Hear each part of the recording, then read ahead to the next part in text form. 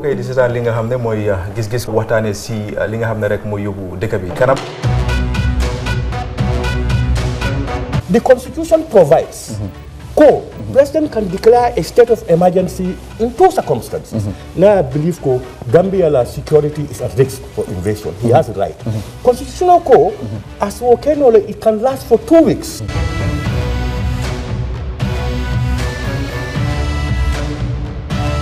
yéen ñëpp gis ngeen ne dañu oote ne nañ ànd soppi nguur gi fi nekkoon loolu pexe la parti yi bokkuñu xalaat bokkuñu jubluwaay lii pexe la rek pour génnee ngu réew ci loxo benn nit te jubluwaay bi mooy won ne fexe nag nit ñi moom réew mi ne nañu ànd ci xel ñu tabaxaat réew mi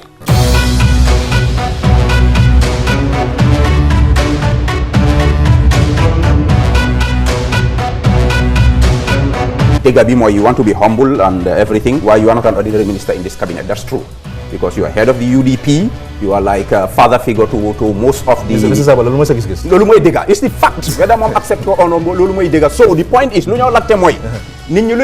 because of that prominence biga am. The baro def la de consult or legi yow ya de yobu ay nit ci baro pour mu appoint le lolu moy lacté ndax li mo am. President Adama dafa am mandate. The Gambians choose. Ne na liggéey réew mi. mu tànn ay nit ñu liggéey ak moom man ci ñooñ la bokka ma ngi liggéey ak moom ngadi ko ande mela ay mul ay tiñarol min ke Gambia jang mul ka wole tan ka foko APRC fananda do tiñaro to la alle mu stade le so ka APRC ta kala image de da kotenge isaje fu Gambia no kotenge si la pati ñina kotenge no yalo say you are putting me in a funny position on ka fo do kam do ni fa de ko bita jahannam ni kala te ko kala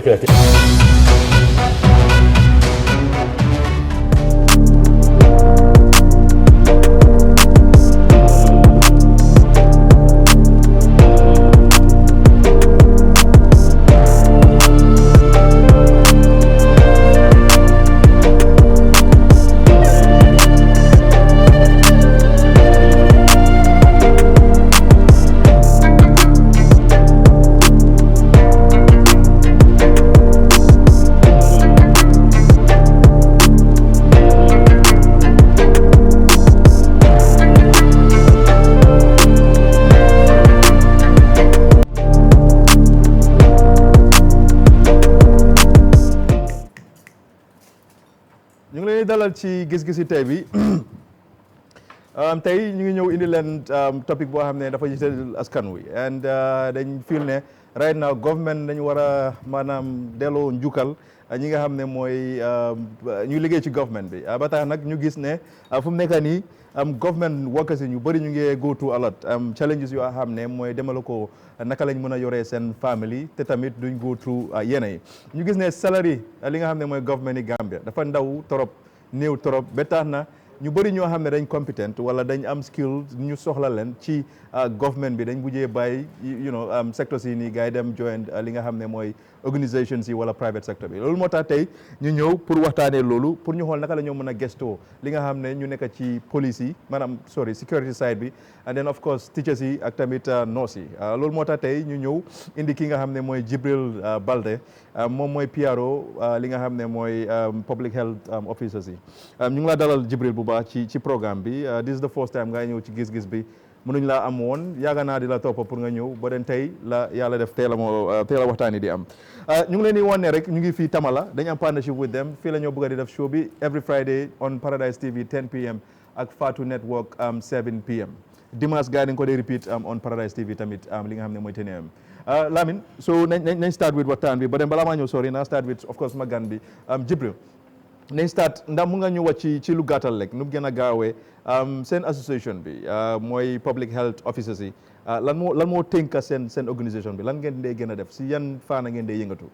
waaw jërëjëf Ansu man comme noo ko waxee man may Jibril Balde ñu elect ma to be the PRO for the Gambia Association of Public Health Officers.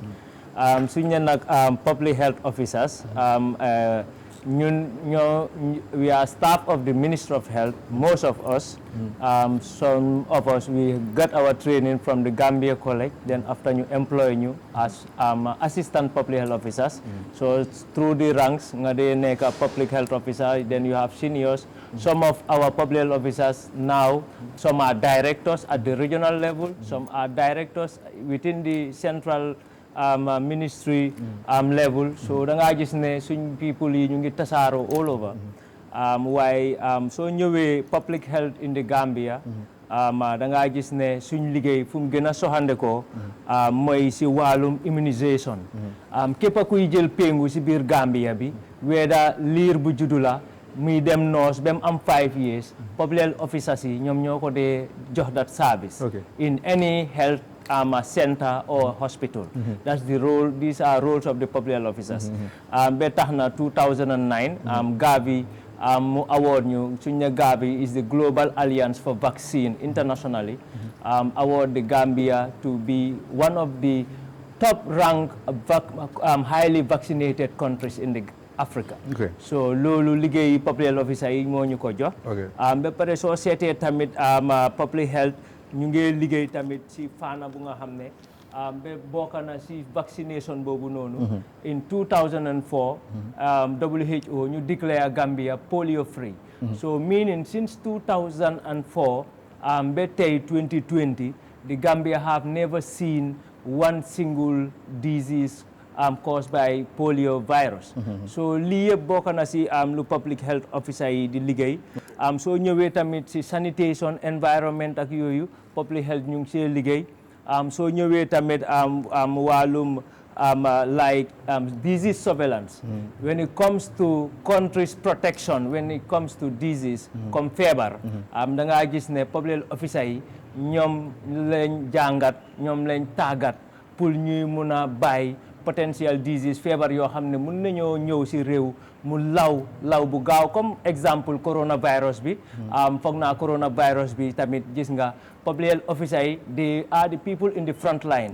Because suñ first suspects yuñ amoon da ngaa gis ne anybody ñu amal contact with the coronavirus is the public health officer who will be sent to go and follow up and risk his life for the nation, because we don't want to have a situation where dinañ am feebar boo xam ne mu law si saasi te fekk kenn du ko detect. So public health officers are trained to do disease investigation comme police nu moo investigate a criminal case. Okay, now ci gàttal mooy seen liggéey bu bëri mooy yéen maanaam yéen a gën a jege askan bi I mean diggante health workers yi ak tamit askan wi yéen a gën a jege. Because da ngaa gis ne su ñëwee si yëfi nit ñi xelal nit ñi yëfi wérgu yaram docteur du dee gaaw a ñëw si plateforme radio ou TV ou community bi si biir village yi pour wax askan bi. Loolu yëpp ñun lañ ko jàngat ñoo dee def all those things to make sure that population be aware about their health. Okay, now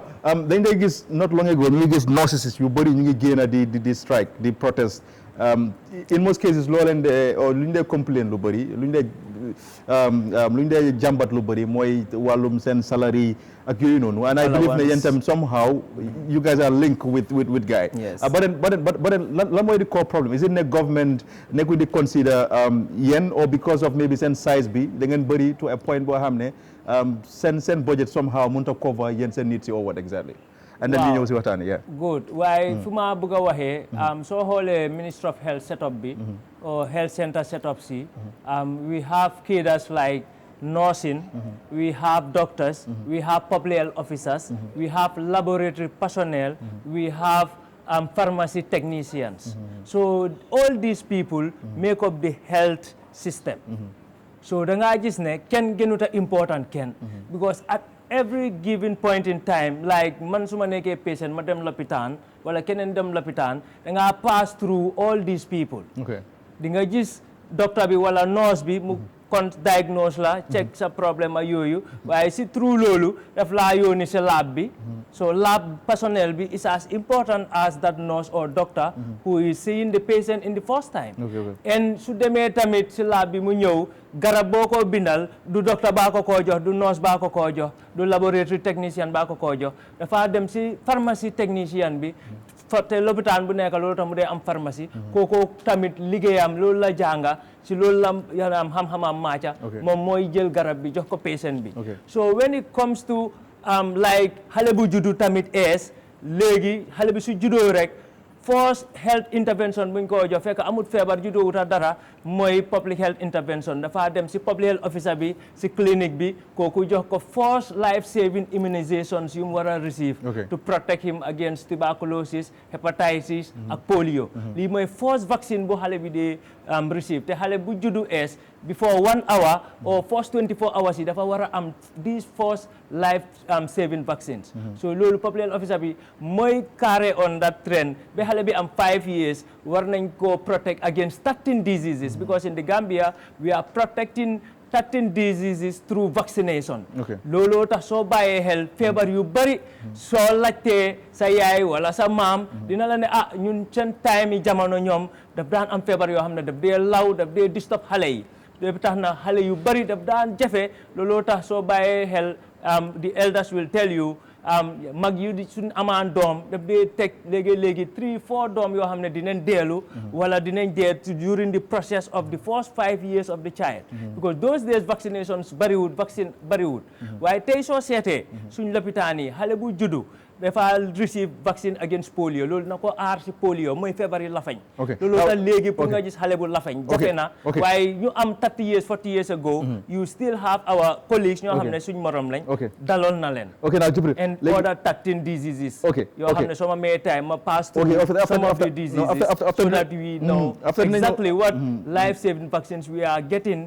as Gambians as people receiving healthcare service in the Gambia because it's important ñu bari seen doom yi dañ dee dem noos waaye duñ dee xam péngu yu ñu leen dee péngu yan feebar la moo aar pour lan la sax ndax pour aar feebar la okay Jibril we'll come to that but then now just dama bëgg nga pointal ma out lu ma la wax mooy lan mooy main causes yi lan moo tax ba ñu gis seen frustrations of yéen ngeen génn out recently the Gambia Association of Public Health Officers and all public health staffs working under the Ministry of Health embark on a strike and strike bii nii soo gisee ñu jóg si because dañ gis ne comme suñ sister kéeda yi ñoo xam ne ñun yëpp ñu ngi liggéey in the same Ministry of Health they were allocated an allowance on top of their salary that is outside salary an allowance and which was not reaching us agut si ñun te ñu feel ne ñun yëpp ñu ngi under the same ministry taken care of by the same minister. You understand? So loolu si war a am dafa war a laal all staff of the Ministry of Health as far as ñun yëpp suñ wàlla dafa am solo dafa important in the running of the Ministry of Health system.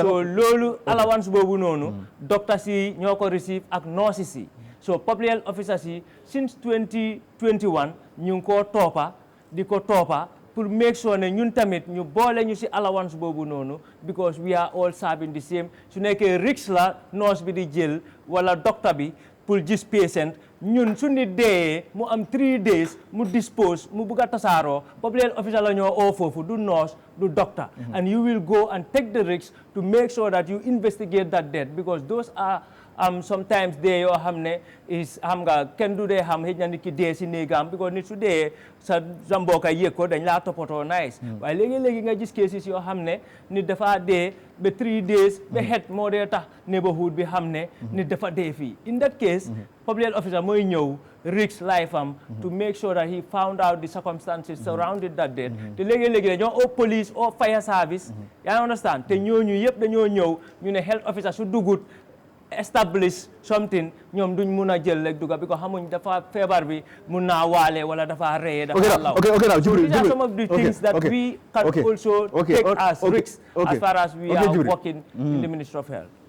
Okay Jibril, thank you very much. Dinañ ñëw si waxtaan yooyu noonu nañ ñëw si waxtaan yi in general mooy ne we understand very well ne government officials yi ñu ngi face a lot I mean man maa ngi doon liggéey GRTS I know clearly la laa doon receive foofu as salary and knowing tey dunda yi nu mu demee up I mean dunda bi muy commodities yu nekk ci market bi nu ñoo demee up is very hard pour nit war a survive ak salary yooyu noonu but then now let's start with government bi we've seen not long ago gaa ngi waxoon ne dañoo change there are reforms yu gars yi bëgg a def in terms of salary mooy pay scale bi ak yooyu noonu yëpp and I see PSE PMO Musa Cham sorry DPS Musa Cham in 2021 mu ngi waxoon ne PSE yëpp ñi nga amoon retreat and then gaa ngi doon discuss on how la gars yi di mun a make sure ne gars yi change suñ pay scale bi and all of that and then ñu ngi expect ne in July loolu dina war a am meaning ne next month inshallah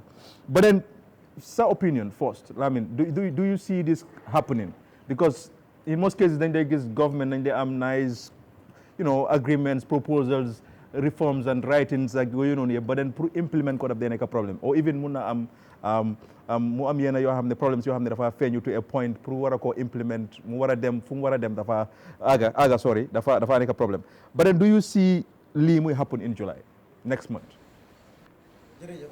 yeah nuyu ñi nekk di setaan show bi tey maa ngi nuyu Mr Balde mi nga xam ne moo ñu join tey ak suma brothers yi ak Nene maa ngi amin nuyu ñëpp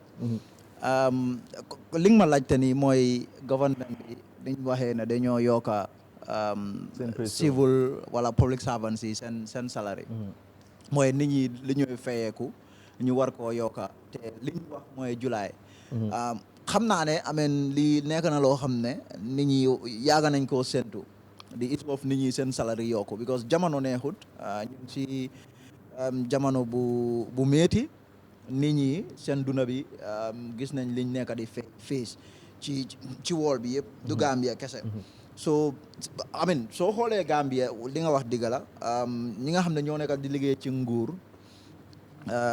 seen salary wala liñ dee fayee ko soo ko xoolee sometimes daf dee doy waar waaw daf dee doy waar in terms of liñ dee receive ak soo xoolee gars yi seen commitments yi ak responsibilities yi in terms of pour ñu war a dunda daf dee du dee commensurate daf dee am a lot of gaps nga war a am government te government am sure government xam nañ loolu xam nañ ne nit ñi seen fay bi liñ nekk di fayeeku mutut moo taxit government bi jóg ñu ne dañoo yokka nit ñi seen salaries because people have been protesting nit ñi yaaga nañoo wax ne suñ salary I mean it's small comme yooyu so waaye government bi nit war nañ la mun a comment in terms of liñ wax ne dañoo yokka nit ñi seen te loolu experts yi ñoo dee toog ñu seet ko because government tamit am na xaalis boo xam ne loolu la dee séntu wala loolu la dee am si at so in that situation ñi nga xam ne ñoo si am xam-xam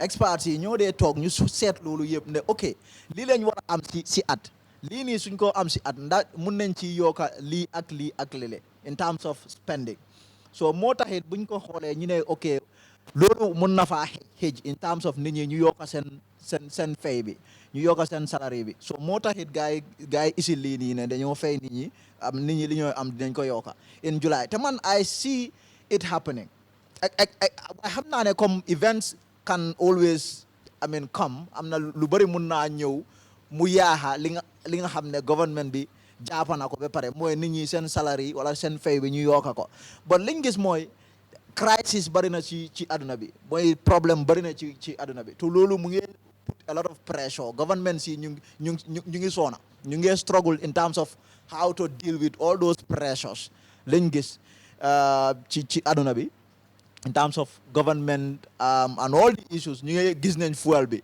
mu ngi yokku government mu ngi koo subsidy mu ngi try pour subsidize fuel pour nit ñi mun koo jot ci lu yomba waaye ndax yooyu sax mun sustainable na loolu dina mun a dem and government tamit it's inflation bi mu ngi dem ci kaw government wants to kind of like stabilize the economy bu gën a ñëw stabilize economy in terms of the issue of dollarization comme am na ñu nga xam ne noonu lañ ko dee ooyee dollarization bi ñu ngi wax nit ñi ne doo mën a jël dollar loolu yëpp dañ ko nekk di def pour stabilize economy bi so government tamit dafa seet xaalis bu mu am ndax xaalis boobu noonu su ko dugalee fii ndax du affect fële so loolu mooy issue bi but I think ne lii nekk na loo xam ne I think it's possible I think government bi war na koo mun a def in terms of because I don't know sometimes li government tamit mun a def mooy soo buggee yokka nit ñi seen salary am na yenn commitments yoo xam ne yooyu ngay xool because to tell you the truth when it comes to spending in this country li dee dem si salary dafa bëri The last time I checked, I can't really remember offhand.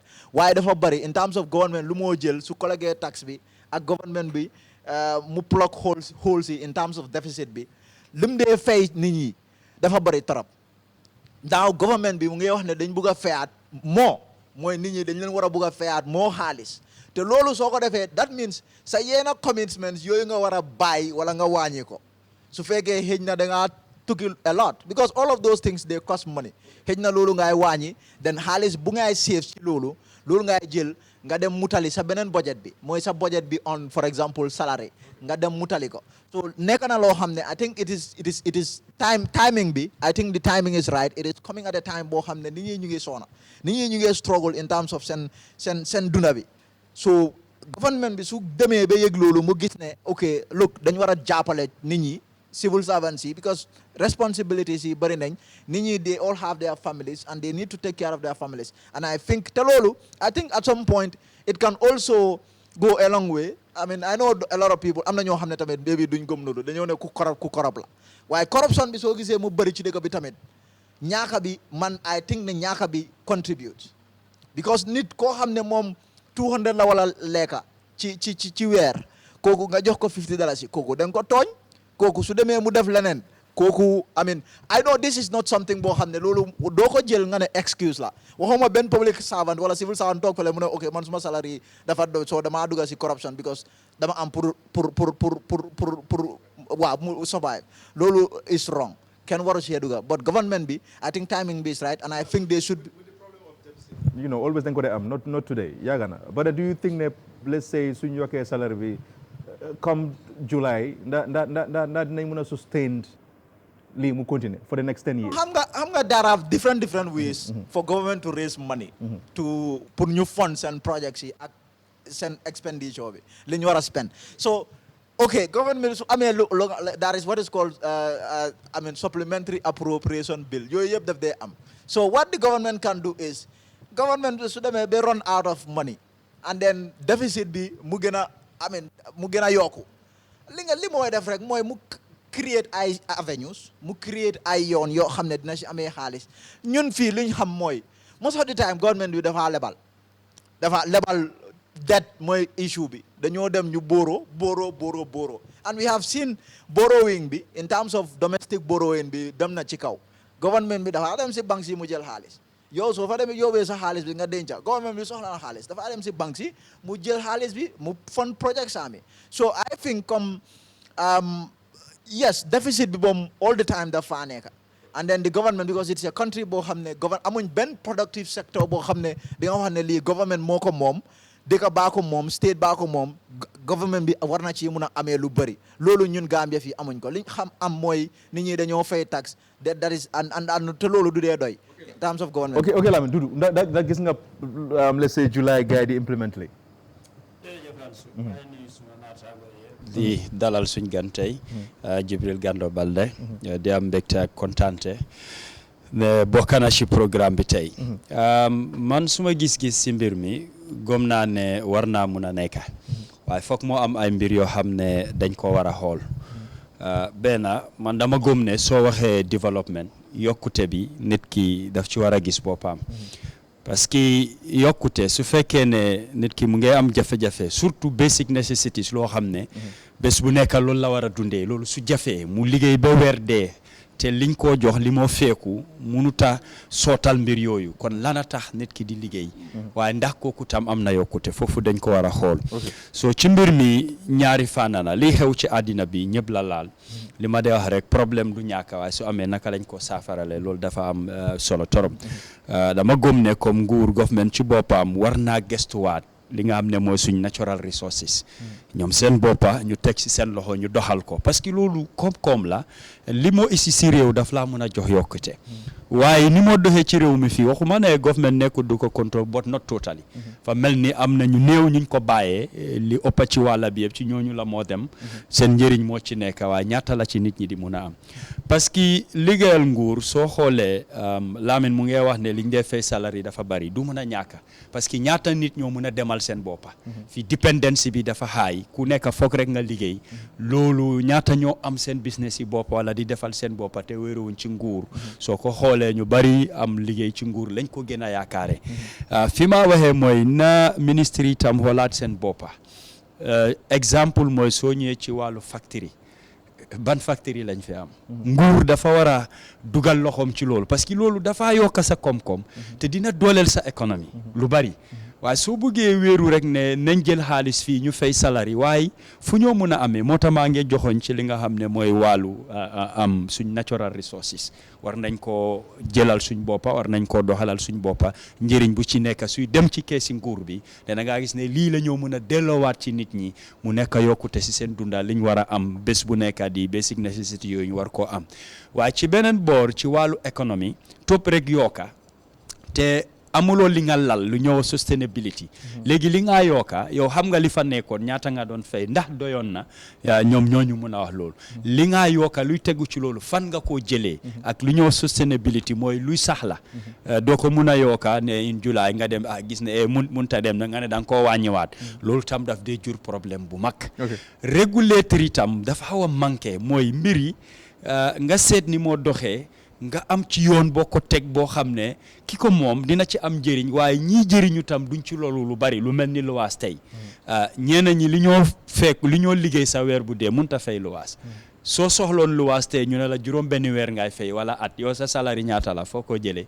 soo yii yëpp nguur daf ko war a xoolaat am luwaa yi nga teg yoo xam ne ki moom du loru ki nga xam ne tam moo cee dugga du mun a loru waaye yëpp lu waa tam moo ko mun a régler lu ñuy wax a win-win situation loolu dafa contribute lu bari nga ñëw benn ci nit ñi lu ñoo dundee lu mel ni courant ak ndox nit ki su ko soxlee sax daf si dee am jafe-jafe waaye man dama gis ne warut a mel noonu tey su amee sa ku commencé sampa lana tere nawet ñëw fekk si la dugalal la ndox fexe naka la courant di ñëwee loolu yokkute la ci nawet waaye soo amee junney nit ñu ngay ut mita te amuñ mita nawet mooy ñàkk xaalis lu tax nga war a xaar ba nit ñi di rang yii yëpp pour woon la ne koom-koom la bu war a ñëw ci nguur waaye niñ ko doxalee ak ni moo ñëwee yéex na yéex bi nga xam ne économiquement ci wàllu li doxal nguur bi sax daf ci am manqué yu bari kon nguur moom lañ dénka ñun ñëpp moo ñu saytu suñ jooyee moo war a fompa suñ rongoñ liggéey bu mag la am war na laa mun a jaral ñàkk a nelaw ñàkk a lekk ak naan sax pour gis mbir yi naka lañ ko saafarale baax na ñuy yokka waaye ndax économiquement dinañ ko mun a sustain ndax du affectam suñu économie su fekkee dañoo bëgg a jéegaani nag di dem jëli ay loon di lebi ay bor yoo xam ne daf ñoo gën a yokkal jafe-jafe ñuy am ay debt su boobaa man damaa gis ne yokka bi tam dañ ko war a seetaan waaye li ci am solo mooy sustainability te du nekk loo xam ne tam dinañu lor ci ay fànna yu bari développement am na solo nag waaye nit ki su amul yokkute yaa ngi liggéey weer dee waaye sa lekka doyut yow sa dunda doyut amuloo ndox amuloo courant kon su boobaa yokkute boobu daal man dama ne ba tey des na. ok Nene sa opinion about this about implementation bi ndax gis nga muy am from government side in July. Okay, thank you very much, Ansu. Once again, welcome, maa ngi laa dalal. Di rafetlu si liggéey bi ngeen nekk parce que lu am solo la without it mbir yi dina jafe daal waxuma ne du dem de waaye dina jafe di dalal it suma naataango yi fi toog suma caameñ yi di ko waxaat rek ankay suma ay caameñ waaw Ansu sa laajte bi am na solo lool parce que xam nga lii nekk na loo xam ne lu nit ñi doon séntu la lu yàgga nit ñi yàgga nañ di ko jooy it subject ñu bari nañ wax ne fan ñi liggéey fii nii seen salaire doy na waruñ leen a yokkal ñi liggéey fii seen salaire doyut waruñ leen a yokkal waaye ku ci nekk rek am na nu nga koy gisee dafa mel ne 6 a 9 la waaye boo ko seetloo overall ñi ëppa ci liggéeyu nguur mooy civil service bi te xam nañ ne civil service bi tam ñi ci ëppa boo ko seetloo ba seet mooy teachers yi ak ñi liggéey si health sector bi man suma gis-gis ak suma xam-xam bu ndaw dama feel ne ñooñu lañ dee gën a underpay in terms of civil service bi te suma gis gi ma dama feel ne ñooñu ñoo fi gën a am njëriñ war nañ leen a dooleel war nañoo gestu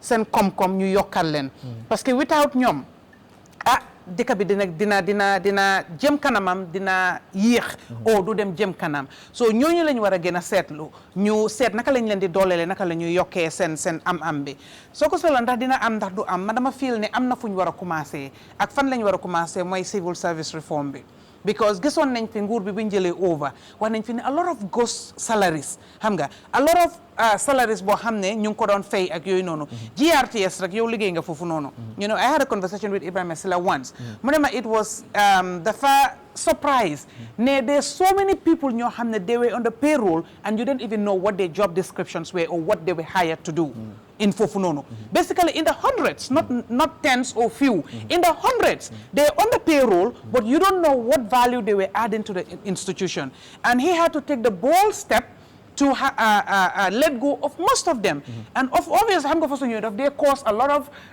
frustration anger nit ñi duñ happy parce que fi ñu doon amee am na ku ko dog o am na ku ko stop so yooyu noonu war nañ koo seetaat liggéey amin mboolem ku ñuy fay am na la war a yokka ci place boobu noonu aussi institution boobu noonu waaye ñun gis nañ ne in terms of time dañ dee lose a lot of time boo xam ne nit ñi ñu ngi leen di fay te nekkuñ di indi xam nga loolu noonu dafa mel ni comme réew mi ñu ngi koo erode te nekku di yokkal ci réew mi so man dama feel ne foofu la yëpp war a commencé suñ demee ba get systems yooyu in place ñu structure ko gis ne fu ci nekk muy civil service bi parastatal si yëpp structure nañ leen xam ne ñan ñoo war a liggéey ku ci nekk am nga sa job description am na kuy look after yow li nga liggéey ba gis ne yaa ngee yokka then which means ne yow sa salary eloo nga ko ba tey dinañ la fay then loolu dina cut a lot of loopholes then da nga gis dina wàññi expenses yoo xam ne de unnecessary bi ñu ngi koo am te waruñ koo am then di nga gis ne xaalis dina mun a am pour mun a yokkal ñi nga xam ne ñoo ko elloo ñooñu lañ war a yokkal comme ni ma ko waxee mooy teachers yi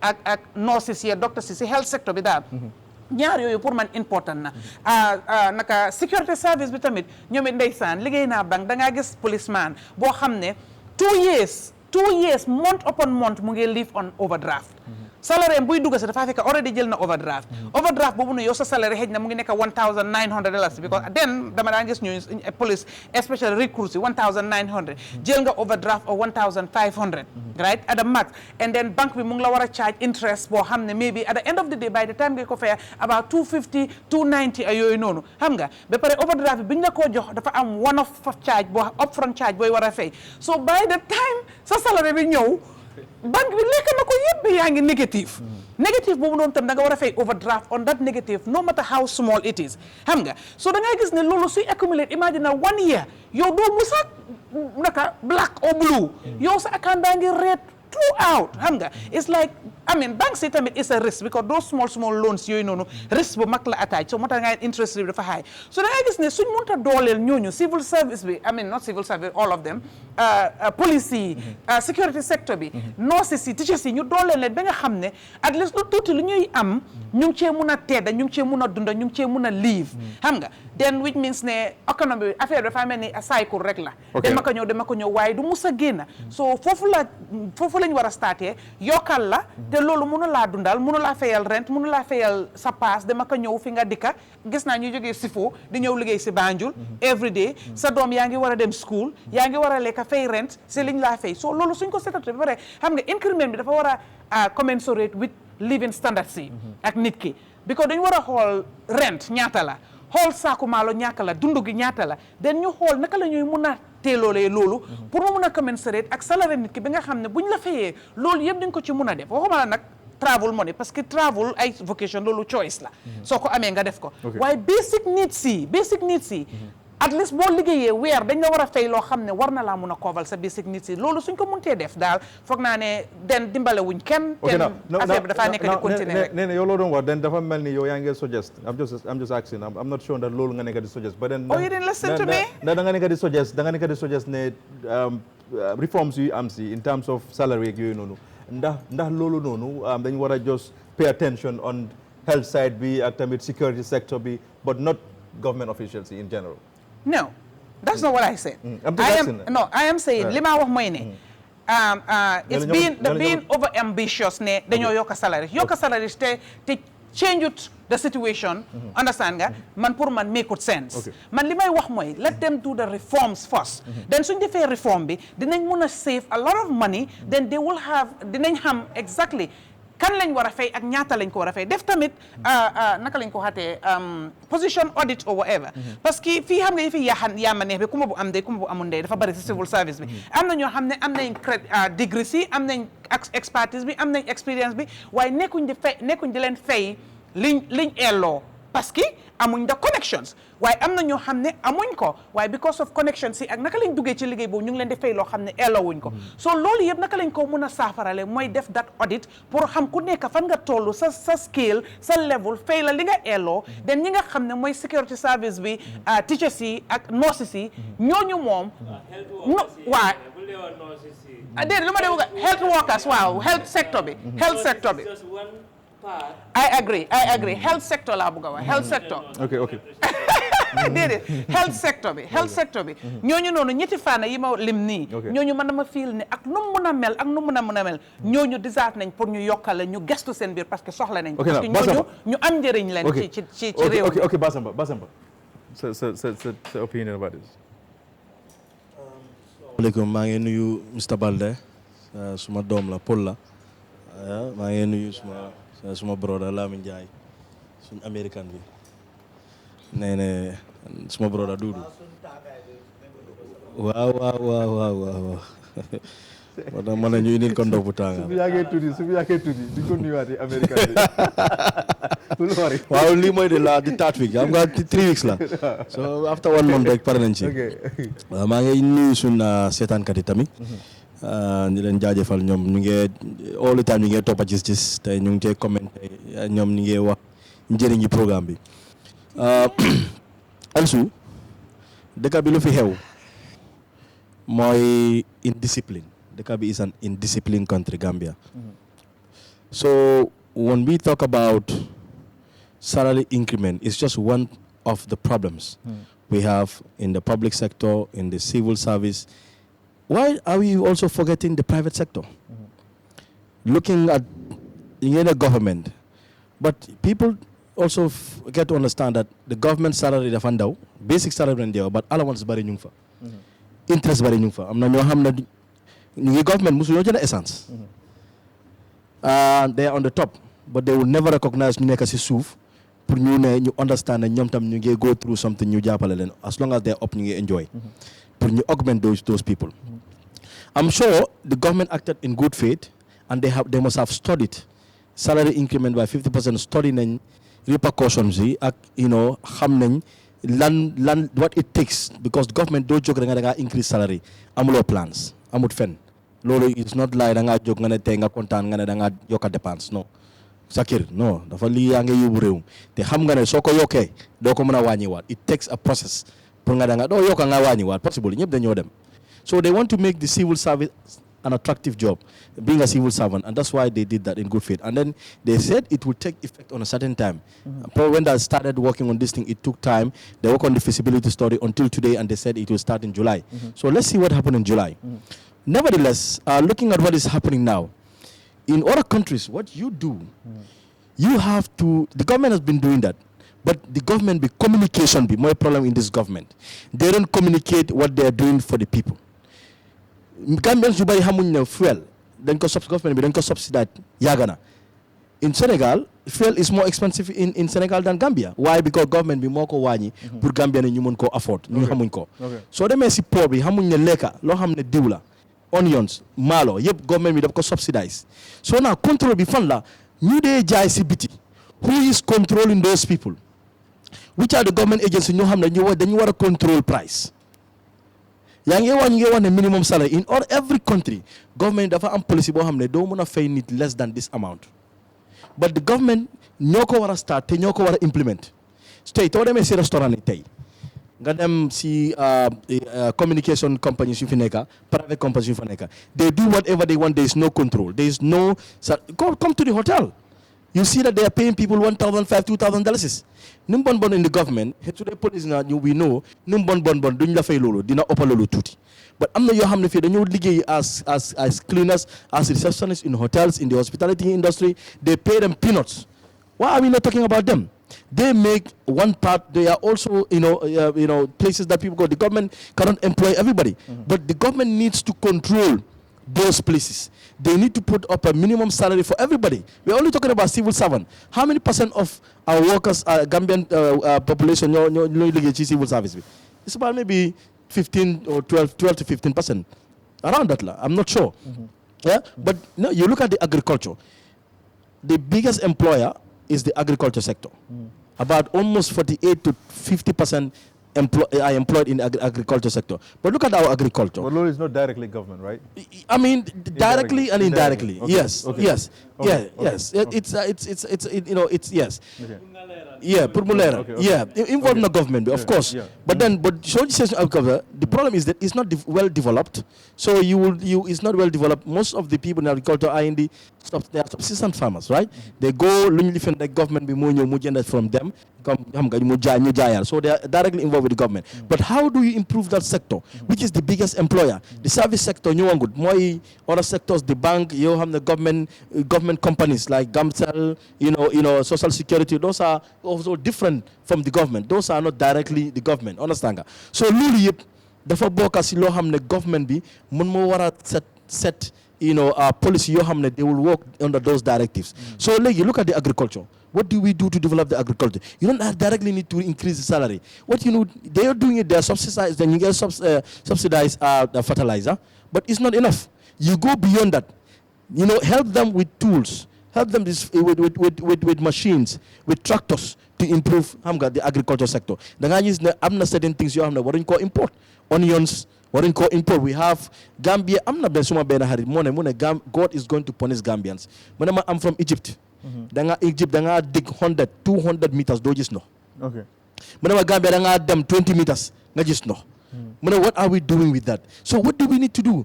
Get as much balls as we can. It's not expensive. Support the agriculture sector because it's the biggest employer. Then balance sector. Balance. Second, what we do, you do a housing scheme for your workers. It's so easy to do. What you do here now, you just give land to people. Land is one thing. Building the land is another thing. Most of these police, look at them. They have lands through they have like staff, trade unions. Okay, but they have the properties, but they cannot develop it. What do you do? It's not expensive. In Rwanda, that's what they do. Anybody who is a civil servant, you have a property. So they am 2-3 bedroom, depending on how many kids you have and how many wives you have. Understand? So this is how they allocate, and it's not very expensive. So once you subsidize and that is enough. In Europe, where I live, of course, what you do, half of your salary go to your rent. The other half, and that's how you live until your retirement. Okay, now. So once you can have money to pay your rent, once the government subsidizes, new apartments, you have a fee plus like. So they say Banjul, Benganyo Carava Avenue, plus la. They can build apartments, they can build homes for the police, for the military, and public health officers and health officers in general. Okay. You know what I mean? They can start with them and teachers. Once you start with them, you will make this civil service the far attractive. Man, I'm here, but I'm not because. You know what I mean? It's not very attractive for me. Okay, now, Basamba, are we seeing this project will go to a period of maybe, let's say, 2 decades or 3? Not possible. It's very possible. It has to be controlled. I mean, like I said, it's not just about only the government. Government, there is a way government, when you say a new balance, they have to make sure that they step on corruption. Because most of the leakages of Halis, when you control it, we will not have those issues. And so, the kind of money that the government, the government is too much. For example, let me tell you about this expert quota, for example. In many companies, there are foreign companies here. They come, they bring 6, 7, 8, 9 experts. They pay them 40,000. Every expert, 40,000. Why would you go allow those companies to come and pay expert 40,000 when you can employ 3 Gambians? You have the salary, they can benefit their family. One, they have to look at the expert quota thing. Most of them are not even paying it. What they're doing, they have 5 people, they only pay for 2 new collect GRA or groups or entities they collected, and they forgot about the rest. And Gambians are not getting employed. The government cannot employ everybody because it also is not very attractive. Second, look at the companies Nufineka. For example, in Senegal, you don't just have a company and have anybody to come and be the managing director. It doesn't matter. In Senegal, even if I invest in $1 million, the managing director of the company has to be Senegalese. Because the first just interest the citizen of that country, uplift them. So in the Chinese or Indi Lebanese to be the managing director, do you think he will improve the life of other people working under him? They will never improve. At the end of the day, Mom receive salary in Burei, he doesn't care. I see the difference. I used to work in Zenith Bank. I moved from Zenith Bank and I moved to Sky Bank. Why? Because the Sky Bank, they had a Gambian MD. What did the Gambian MD force? How do we have all these Nigerian banks, Nigerian MDs? They send their MDs, they send their auditors, they send their lawyers, and they take big salaries. They're paying people peanuts. I worked in the bank for 5 years. They pay them peanuts. Why would you allow them to have MDs from other countries? If you want to have your bank, you need to have a Gambian MD. That's what Senegal does, and that is why the people on that they benefit. So that Gambian MD, what he did, he increased the salary. He made it attractive because I'm not a Gambian, and most of these workers in the toilets, workers in the cashier room, they are all Gambians. Muyoka salary, the bank made profit. From minus to making profit because so the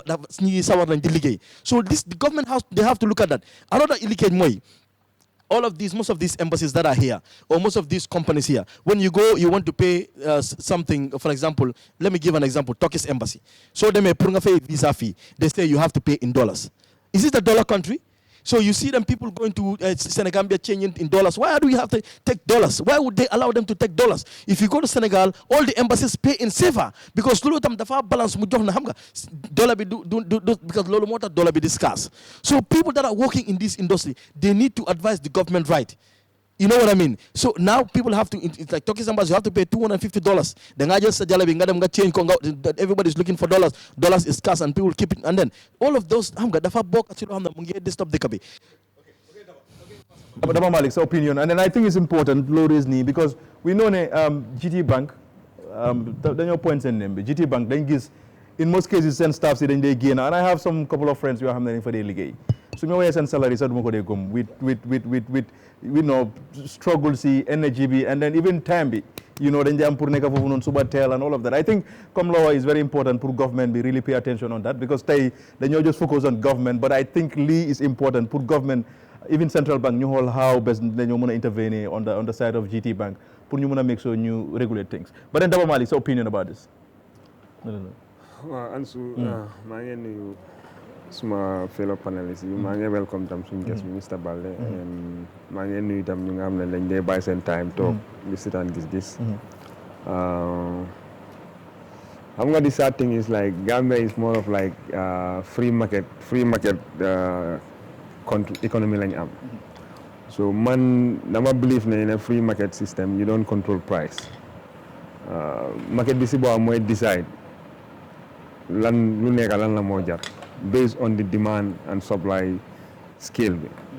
I think what government needs to do mooy te foofu la Gambia musa am problem always. Dañ dee draft very nice policies but implementation of those policies and laws moo nekk a problem. Because xam nga you see the business people then ñoom xam nañ luñ bëgga and they know how to play with the cards. Okay, gis naa why would government subsidize the importers when it comes to rice and oil and all these things ba léegi loolu amul impact on the price of these commodities, basic commodities. So which means government mu ngi surrender millions of dollars bu nga xam ne mënoon na koo jël to invest it in the health sector wante mu ngi ko bàyyi because feel na ne it's an opportunity for the prices of these commodities mu ñëw down. You don't control the economy like that.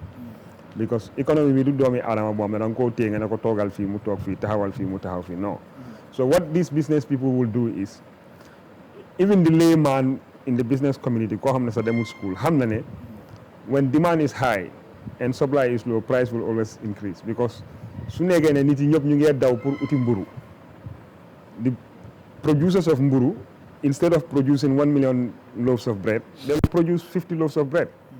You understand? And that is going to force people to scramble for bread. So once people scramble for bread, they will increase the price because of shortage of bread. So then you increase price. So and that's how all these business people, especially in this basic commodities in Ammanis, they need. And that's how they operate. Because all these business people, then they talk together and then they work on. Okay. And whatever they want to do, they know how to do it. But the sad thing also, you have people also in government, they should implement some of these policies, they should enforce them. They go close too much to some of these business people. So te xam nga nit ki mooy comme lu Olof Njaay de wax rek ku la yoral sa sànqal ku la ëmbal sa sànqal ama there are a lot of things that you cannot, though dafa difficult trop pour nga enforce some of these things.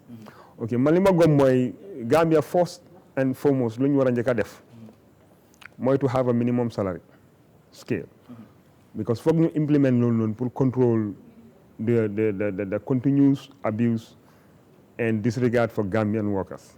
Parce que Gambia lu mu njëkk a ñàkk mooy trade union, because man, you know, all these years suma time liggéey man musuma dem Mayday pour play football or dem start pour run, because Mayday is not a day bu nga xam ne workers yi dañoo dem di daw wala di race wala di match. Mayday is a day bu nga xam ne dañ ko defar pour liggéeykat yi ñu génn taal pono yi si mbéra bi display government xam ne policy makers yi understand ne ñun li moo nekk suñ problème ñu ñaxtu ko, but it's only in Gambia nga dee gis Mayday ñu dajale workers yëpp si stadium bi toog di joxe beautiful speeches. Minister of Works and Trade and Employment ñëw taxaw wax, you understand, nga am the president of the Gambia trade union boo xam ne sax, you know, you only know that there is a trade union in Gambia when it is Mayday. Okay, you go to all these institutions, amul benn institution boo dem nga fekk fa union stars yi like ñu am seen union ñu taxaw loo xam ne like they can fight for their rights, because am na loo xam ne you see there are two things nobody gives it. Gis nga sa freedom ak sa right kenn du la ko jox, yaa koo xeex nga jël ko, te pour nga xeex sa right jël ko foog nga xam yow lan nga woot ak yow yaay kan, because loolu soo ko xamutee rek dafa difficult trop pour yow nga ñaxtu am li nga bëgga, you know. So man dama feel ne trade unionism dafa war a ñëwaat back in Gambia, and dañ ko war a dëgëral sampa ko mu dëgër in all these institutions, whether it's the private sector or the public sector, they should launch it there, parce que ñooñu ñoo mun a fight, because you see the institution boo dem soo demee si public sector bi the department of PMO ñoom they are more of like, you know, HR for government. ñoom ñoo war a nekk diggante nguur gi ak liggéeykat yi, understand nga. But most of these people soo demee tam in private sectors or yeneen institutions yaa ngi am HR department, but the sad thing moo nekk like most of the time HR will always side with management instead of siding with the staffs, understand nga. te ñoom ñoo war a draft HR policies yu nga xam ne dafa favorable to the worker, because soo xoolee most of the impact buy am it's the people who are in the lower cadre of management ñu dee def job bi. Most of these people talk fii nii like the minister, the president, CEO bi or managing director bi or director of finance, they don't do anything. All what they do is just to sign and travel and collect per diems, and they are paid big, you understand? And some of these people, government will pay you salaries. They will pay, even though yangi deka sa kiri bopa, they pay you house allowance. They give you 2 or 3 cars. They buy you credit, because most of these people, nakala tudati, postpaid, prepaid lines la gaya ame. They don't even buy, postpaid lines la gaya, they don't even buy credit. They know what be month be there, there's telephone companies send them bill and they pay. So they know buga call America, so instead of using WhatsApp, they will use their direct telephone lines paid by the government or paid by the institution pour make calls. You understand? You talk sa kena sabena bajan or sabena mboka buga call sa o sa harit nga abal ko mu call international. You understand? And that is costing money. But man lima gom moy tamit another thing also tam lu ñu wara xoolaat, especially in the public sector. There are too much unnecessary workers yu fa nekk yoo xam ne amuñ benn impact foofu noonu. You understand? So foog government tam mu dëgër fit, because xam nga politicians yi tamit ñoom they focus too much on elections to the point like am na yenn policies yoo xam ne duñ dee am fit pour def ko. But man li ma gëm mooy ne Gambia needs to look at our civil service, ñu reform ko, and part of that reform mooy generally the whole of Gambia laa mean waxuma only government dañu war a am minimum wage rule bi, that's one. Two, so let's say government dafa war a am. yow yaa ngi ci private sector bi as an employer, because I know you're one, but then su nekkee ne yow nooy projecté dëkk bi nu moo demee with price of commodities and everything, but lan nga project as in pay scale boobu noonu minimum wage boobu fan nga ko pekkaat. No man, I don't believe 10,000, 15,000. I don't believe that anybody should be paid anything below $5,000. yow feel nga ne loolu ñoo solve problems nit ñi. 5,000 non feel ma ne xam nga nit ki mënuloo koo jox lu ko satisfied when doomi aadama satisfied, even people ñoom Bill Gates ñoo la gën a bëgg a xaalis, and that's why they still in business and that's why they still investing more. So doomi aadama mënuloo koo satisfied.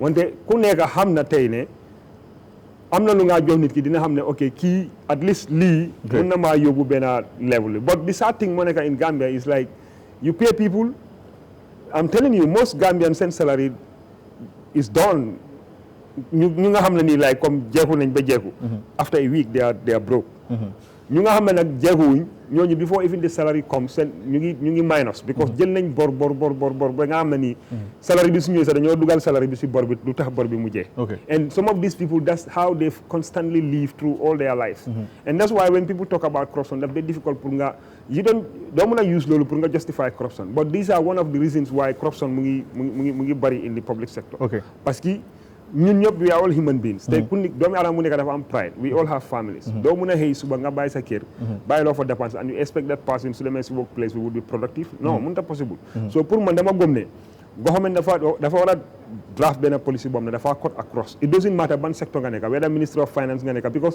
there is also pay imbalance within government da ngaa cappa am na yenn ministry yoo xam ne ni yow yaa ngi nekk ministry of finance nga nekk permanent secretary or nga nekk maybe let's say a director nga gis ku nekk minister of maybe let's say trade mu nekk director but one is earning more that probably they have the same qualification you know but is that in terms of allowances maybe allowance salary whatever grading bi subil system I think no grading bi benn la nekkul benn really okay naka la moo nekk benn parce que you go to like the managing director of ports lu moo am salary is no bul ma dee wax prestatal la it's a government institution bul ma wax prestatal seen grading bi ak central government is different bàyyi li ma wone xanaa ports kan moo ko moom is it a private company no I know it's government no it's a public institution la it's owned by citizens you understand I see no reason why the managing director of ports should earn more than a minister ba pare he reports to it doesn't even make sense because Gambia da nga dee ci policy yoo xam ne sax is make sense how can somebody who is earning more than his boss and then at the same time we report to that person you understand so loolu it doesn't even make sense parce que man su ma nekkee sa boss no but how about for the fact ne ñoom ñu ngi make profit let's say ports dañ dee make profits dañ dee generate income and all that ñoo make profit minister bi mun na ma ne ports yeah but I know for the state but then no what I'm listening to me ports seen role mooy you see all these product status dafa mel ni comme like government is a shareholder in that. You understand? And every shareholder lu mu expect mooy at the end of the financial year nga pay ko dividend right so ports whatever dividend that they are paying to government does not necessarily mean ne ñoom because they make profit they should benefit all those they should pay themselves all those things and drive in all these V8 cars you understand because institution bi si boppam ports si boppam mu ngi am problème because soo xoolee Gambia ports bi si boppam nga compare ko to the sub-regional ports da nga xam ne ñun dañ am problème so somebody ku nga xam ne nii munta yóbbu ports bi to a certain level pour mu compete within the sub-region why should you pay that person that kind of money parce que man li ma gëm moo nekk liggéey bu nekk should be based on your performance su ma la defee managing director pour nga manage like for example like Gamtel and Gamtel is not doing what it is expected to do because minimum service bu institution bi di def su ko defutee that MD should not even stay there for a year but da ngaa ci look at all these MDs they've been there for like 5 years 10 years ñoom dafa nuroo comme like ne duñ dee dem retirement you understand so most of the time so su yoo gisee ñu daaxaleen rek is either they have a problem with the minister parce que maybe xëy na am na lu gaay bugg a joxewut ko and you start the issue that conflict problem si noonu maam but so long as yaa ngi nekk a yes man and you know am na yu nga defal si ron you keep there you keep there nobody cares but man li ma wax moo nekk like soo xëyee suba ngay dem liggéey you understand man every day I leave my house and I'm going to work dam dee may leave like and most of these people like ñu ngee liggéey understand nga ok even whereas ne government mënut a fay nit yi sax ñu am ku nekk mu am sa moto boppa I know ne loolu mënut a possible but at least war nañoo mën a am public transport system bu nga xam ne nii tey man su ma dëkkee Brikama I can move from Brikama and come to Banjul ma liggéey ba pare ma ñibbi without any hassle without any coono wante fu mu nekk léegi even look at xam nga lu ma dee na gën a naxari si Gambia mooy ok look at even government ñu ne dañ am I don't know agreement with this xam nga National Transport Union or what the guy agree on price understand nga but the same thing after 1 week 2 weeks driver ñu ngee delluwaat to the same system dañ laa collègue Banjul ñu ne la Westfield Tabokoto Lamin Brikama so somebody who lives in Brikama and goes to work in Banjul is basically going to pay more than $300 a day in transport so okay multiply $300 by 24 days in a week kooku lan fan la moo in a month fan la moo jëlee xaalis boobu noonu pour keep doing that every day. And you expect that guy, if he sits in the office and somebody comes and give him $10,000 under the carpet pour mu jël ko pour mu defal ko dara du ko def, he's gonna do it. Because he has a family to feed. Okay now. Jibril Balde. Now nañ check lii nii mooy civil service seen reform bi. You know gaa ngi am already seen benn strategy 2018 to 2027. Now yow sa biir wax yaa ngi doon wax ne ngeen doon génn di protest ndax yow fu mu nekk nii gis nga lii lu gaa yi di wax nii ne dañoo of course salary increment beeg yooyu noonu ndax feel nga ne dina effective dina ñëw in place in July and tamit yéen dina leen laal for the fact ne yéen right now nekku leen di am allowances si ne na di ngeen jot si loolu. mooy suñ allowance yoo xam ne ñu ngi ko jox suñ naataangoo yi ñu xañ ñu ko yéen ñu xañ leen ko loolu lañ nekk di ñaxtu. yeah but with this ndax su ñëwee tam dina leen mën a laal or not. bii moom civil service bi ñëpp la. bii bàyyiwul foog naa any ministry. Okay. So this one is a civil service reform. ñoo change salary scale bi. te obviously automatically loolu dafa laal every ministry te loolu ñun tamit ñu ngi under the Ministry of Health. we expect ne dinañu laal. so loolu moom is a good thing that we all hoping ne come July we will see a difference from our normal pay scale that we used to see before. waaye ñun right now as association of public health officers ñun lu ñoo ñaxtu léegi mooy suñ naataangoo yi depuis 2021 allowance bu ñu leen allocate ñeneen ñu ne la on call allowance you understand comme docteur bi mu liggéey ba certain time mu wàcca wala nurse bi then patient comme ñu call ko nga jox ko 5,000 a month ba pare ñun tamit there are certain times yoo xam ne da ngaa dem ba kër you understand situation will come because as public health officers we are trained to expected to investigate outbreaks and when there is an alert there is a particular disease because in the Gambia health system da ngaa gis ne ñun like am na 15 diseases yoo xam ne ñu ngi ko put under radar surveillance di ko bàyyi xel so façon yooyu noonu da nga dee toog kër sometimes at your own time ñu call la ñu ne la there is a suspected you understand like meningitis there is a suspected yellow fever case feebar yoo xam ne gisuloo ko fi in the Gambia for the past 20 years te yooyu soo happen ne da ngaa jóg immediately dem respond to that find out investigate do what not léegi da ngaa toog man time boobu I could remember when I was in Serekunda Health Center as the desk officer that is the officer responsible for the public health office ma daan toog 2 a.m. not once not twice not thrice ñu call ma ñu ne nit moo dee in a particular location and it's within my area. Health center catchment area within Serekunda, Kololi, Bundung, Dibakunda area. Be Josuang, we cover all those. So need today, so you know, do call sa staff. So you as the head of that office, you learn your call and you have to stop your sleep. Su nekkee yaa sa jabara tëdda sax da nga am pour jóg pour make sure ne because that's an emergency xamuloo kooku lu ko rey ba pare xamuloo ban situation la so in those cases dañoo call police call fire service all the relevant authorities but ñooñu suñ fa jiitoo sax dañ laa wax ne health officer bi moom moo war a lead I could remember a case in a hotel buñ ma invite somebody died there 3 days ñu oo paray oo fire service and everything I went ñooñu dem ñu call ma more than 20 missed calls because I was sleeping 2 a.m. So at some point la gis missed call yi ma pick ko ñu ne ma this is the situation dañ am dead case paray ñu ngi fa fire service ñu ngi fa waaye ñu ne duñ enter in the room fu dead body bi nekk because a health officer presented. You understand? So these are some of the risks we take and that's an on call. So if you are telling me that you are paying a doctor or a nurse who is going to check a living person who is just sick, who is not dead, who is not rotten, not smelling, you understand, in intact situation, pay Coco allowance for that on call, but a public health officer who is called to go and investigate a rotten body or somebody who drowned from the sea, Coco don't pay that allowance. We don't see that there is justice in that. Okay, Jibril, what are the discussions? But I don't know if it's correct, but then I think National Audit Office, my gison gang don't want a COVID funds, government allocate alone. Lee is not in line with topic, but it's good because I know that you were involved. But it's important because I am very prominent in the COVID because I work with the communication department. You understand? You were involved. Yeah. So lo bëgg xam mooy ndax COVID funds yooyu noonu lu National Audit Office wax that is true. Ne funds you leen allocate a lot of them or chunk of it sumaji dañ ko somehow naxasatal xaw ma naxasal lañ ko dewa. Wow, while Lulu is senior management is their decision what to do with the funds. We as junior officers, we don't have a say. I mean based on work. But lima muna wax moy ne ñun at least pandemic bi liggéey nañ ci 2 months.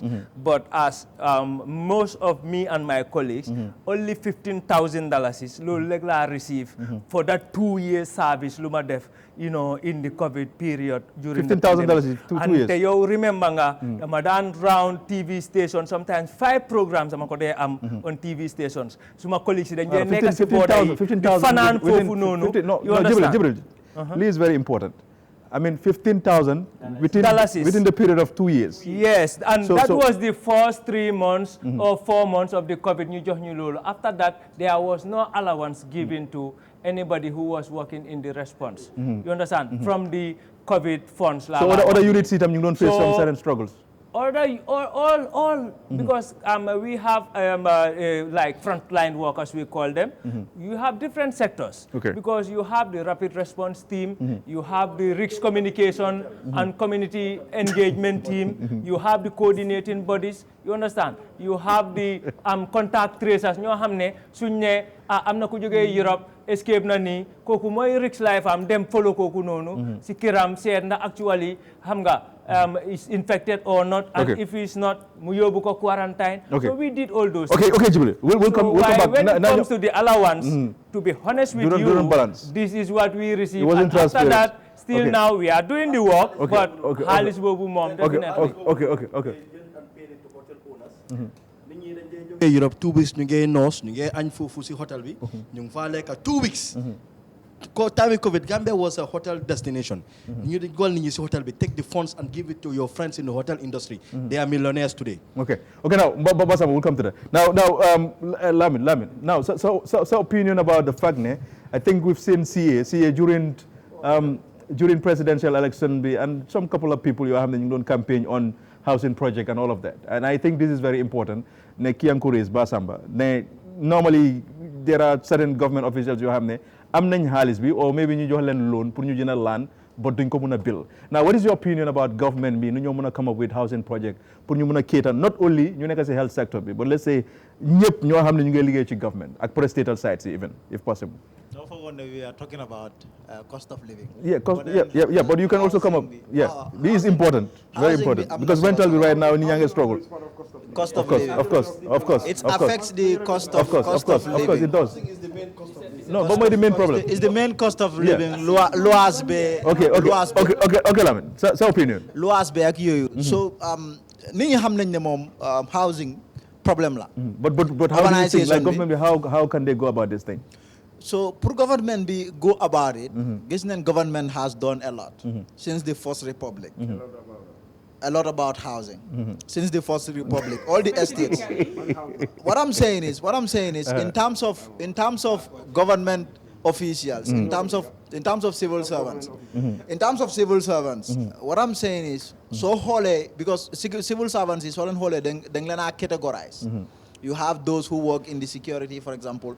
am nga ñoo xam ne ñu ngi liggéey si main civil service bi ñu nga xam ne si top bi lañ nekk ñu nga xam ne si ci ñoom ñoo nekk si onda but soo xoolee government bi rôle bu ñu nekk di play ci loolu we have seen estates yooyu noonu nuñ ko allocate well I think loolu tamit leneen la loo xam ne nit ñi war nañ cee mën a wax but at the end of the day what we have seen is that a lot of people have benefited from government housing projects in this country. Lolu amna. But lolu amna jamano bo xamne Gambia population wasn't that large. Right? If you create the Canifing estate for example, time bobu nonu to now it's not going to be the same because time bobu nonu population was much smaller. Pressure be one bariuton. So and then there is this urbanization over the years. At you pass yep ñu move from the provinces ñu ñëw. So lolu pressure la mo tek ci kaw housing in terms of nit ñi sen dëkkuwaay. So now and nit ñi ñu ngi jur tamit population bi mu ngi expand. So now government has to also be alive to that reality ne ok nit ñi population bi mu ngi yokku naka lañ mun a def pour ñu gën a indi more projects yoo xam ne dinañ ci I mean nit ñi dinañ mun a am seen dëkkuwaay fi ñooy dëkka I think loolu is important. Government has to still be interested in how to go about making sure housing ku nekk Gambian bu nekk because Gambian bu nekk right am la pour mu am fu moo dëkka loolu seen right la okay so but if you go to the security ñi nga xam ne ñu ngi liggéey ci security for example man I've seen people man suma auntie was a military soldier la woon moom am na jamono yooyu noonu moom am na there are a lot of security people ñoo xam ne seen dëkkuwaay su la woowee dañoo ne government moo leen ko jox so loolu du fi jee so free yow dañ laa yóbbu ñu allocatal la estate in Tanje everywhere land waaw ñu allocatal la land ñu la lii yaa ko moom dañ koo develop people got their land through that okay no what I'm saying is if you work in government daf la dee mën a jox land da ngaa apply rek you just apply ñu seet sa case ñu review sa case ñu jox la land bi nga develop ko $0 time boobu xam nga $10 ngay fay in terms of application form. But that is not really. Now $100. Now people are still doing it. Now you no. What I'm saying. Comme moom loolu la nekk di wax. Li may wax. Okay. Yow yaa ngi wax mbiru bribe. Yow yaa ngi wax leneen loo xam ne li ma nekk di wax mooy. Moom li mu nekk di wax mooy government bi naka la moo mun a jàppale nit ñi. Moom man foofu laay waxee. Man fi may waxee mooy government bi dañu war a bàyyi seen xel ne to the reality ne. Population bi mu ngi yokku and nit ñi soxla nañ dëkkuwaay te government war na ci taxaw te maa ngi koo jox ay examples of government jox nit ñi citizens land for free all you do is just to apply and then dinañ la jox land nga develop sa land comme moom li mooy wax moom li mooy wax déedéet moom li mooy wax mooy corruption bu fa nekk moom ay corruption ay da ngaa bribe mu ngi jëriñ nit ñi jox ñaari civil servant land in 20 years loolu noonu government dafa def what I'm saying is I mean it's way more than that it's way more than that ñaari nit in 20 years is way more than that if you look there are thousands of people ñu nga xam ne benefit nañ ci land government allocated land déedéet man bokkuma si waaye man suma anti bokk na si man bokkuma si waaye man suma anti bokk na si Lamine ñu fast track Lamine léegi nañ fast track léegi fu mu nekk ñoo mën a développer land bi léegi Lamine nañ fast track like let's say léegi for example we've seen naka lañ allocated land to NAMS yi MPs mooy around Yundum right now but ñooñu sax joxuñu leen xaalis pour ñu samp ko at some point ñu ngi gisoon ne gaa ngi doon seek for loan ak yooyu noonu but loolu go through okay guy I'm setback in that but then naka la guy mën nañ ñëwee with tangible solutions I know ne TAF is doing fine in terms of muy bill ak yooyu noonu waaye loolu daf ko dee cost a lot so mu ngi look at profit of course and then Sol Fraser global properties and a lot of these people are doing but then how possible la government di mën a ñëw with either similar projects or ñu complement ñoom TAF lu gars yi di nekk di def pour make sure ne ñu nekk si government bi mën a am kër boo xam ne dañ ko build already and then you move in. xam nga loolu I think ne loolu if we want to do that now if you want to. No, it's possible. moom laay wax ne it's possible. waaye right now. situation bi commitments yi dañ bëri ba. government yan commitments mënut a du just salary. Government for example ñu suñ infrastructure bi suñ healthcare bi. suñ education system bi. government needs to put money into that. so yow nga ne government bi te xaalis bu mu amee bariwul yow nga ne government bi. no they do te loolu mutut. what I'm saying is the little money that the government has. government bi mu ngi jël loolu noonu di ko dugal si healthcare di jënd garab di make sure education system bi mu dox teachers are paid. xaalis boobu noonu doyut. yow nga ne xaalis boobu government jël ko mu dem mu sampal nit ñi fu ñooy dekka mu jox leen land di sampal leen kër government don't have that money comme li may wax mooy let's face the reality bi mooy reality even these people ñoom dañu wax ne suñ ñëwee 10,000 wala 100,000 yéen 90,000 nga siyee loolu just politics la they cannot do that because ñun suñ dëkk bi right now reality buñ nekka loolu joxul kenn koo xam ne jox na close to 100,000. It was close to 100,000. housing again. 100,000 homes. Where are you going to build that? yow musuloo wax kenn loolu noonu yow CA yow yéen CA musuloo wax kenn loolu fan nga naa jëlee xaalis boobu so what I'm saying is what I'm saying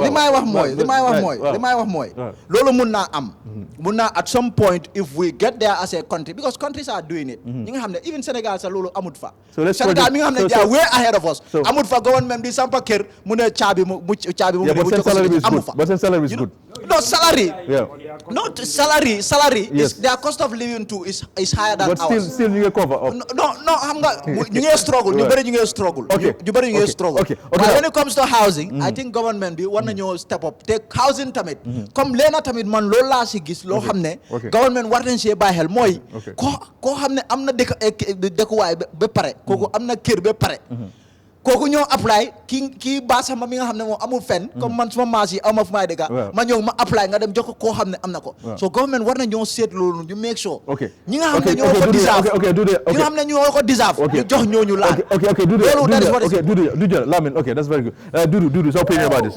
about this Ansu dëkkuwaay mun naa ne mooy jafe-jafe bu gën a mag ci doomi aadama bi yàlla def na in 2010 man dëkkoon naa Libya li fa amoon time Gaddafi mooy amul benn doomi Libyen boo xam ne dafa homeless comme amul fi mu dëkka xëj na ñoom seen mun moo fa toolu dañ sampa ay estate soo xam ne story building la képp koo xam ne juddu réew mi la soo amul fi nga soo amalut sa boppa dañ laa jox nga dëkka foofu loolu ñun demoon na ba jamono ñi woon ñu ay dañ laa jox rek nga dëkka waaye nekkul nañ dañoo jël caabi ñu jox la déedéet yaa ko moom xaaral ma dimbale la man maa ngi fa woon yaa ko moom bi mooy pour nga dëkka doo ko jaay soo buggee fu gën a yaatu sa këri boppa soo ko amee nga dem jënda nga sampa nga dëkka waaye képp ku fa juddu daal war na moo mun a am fi moo dëkka te yëpp du xaalisi président de waaye ci réew mi moo tax ci gannaaw ma ne suñ natural resources yi dañ war a teg charge loolu mooy mun a dundal suñ économie moo ko mun a yokka Dudu then it means ne loolu is possible to you it is possible man gom naa ko ne it is possible te dafa war a mun a am bu yaaga gis nga développement mooy lii moo fi nekk naka lañ ko yokkee yóbboo mu gën a yokk ñu ngi fay lim like ay Kanifing Estate Bakote housing estate gis nañ fi yeneen su fekkee ne loolu commencé woon nañ ko lu tax mu taxaw léegi loolu la ñu war a laajte parce que dafa waroon a gën a am yokkute ñun am nañ fi area yu bari yi nga xam ne space bi is available Ansu xëj na toolooguñ soo xee ne pour joxe ko free waaye mun ngaa def payment plan yoo xam ne nit ki di ko fay ndànka te estate yooyu noonu lañ ko daan defee Bakote housing estate Kanifing ak yeneen nekku ne da ngaa ñëw pay in cash lu ñoo def ndànka la su ko ay nit mu ne privatise ko ñu def ko nguur opportunity bi mu am fekkul ci private sector yow soo amul sax di nga mun a dem leb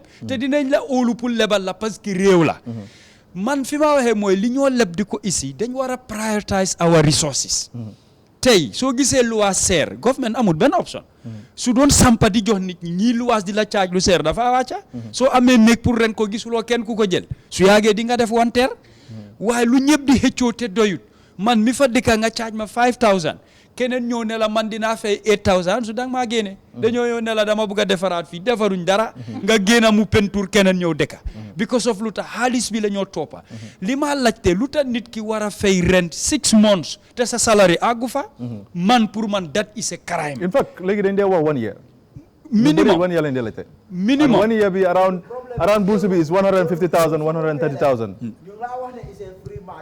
your government bi you cannot no but you can intervene no I don't agree I don't agree I'm gonna if you want to do that soo bëggee def loolu noonu man mi nga xam ne maa sampa suma kër maa ko moom dama koo caabi duma ko jox kenn dama toog noonu loolu is counterproductive because you know what is going to happen xam nga lan mooy xew is counterproductive déedéet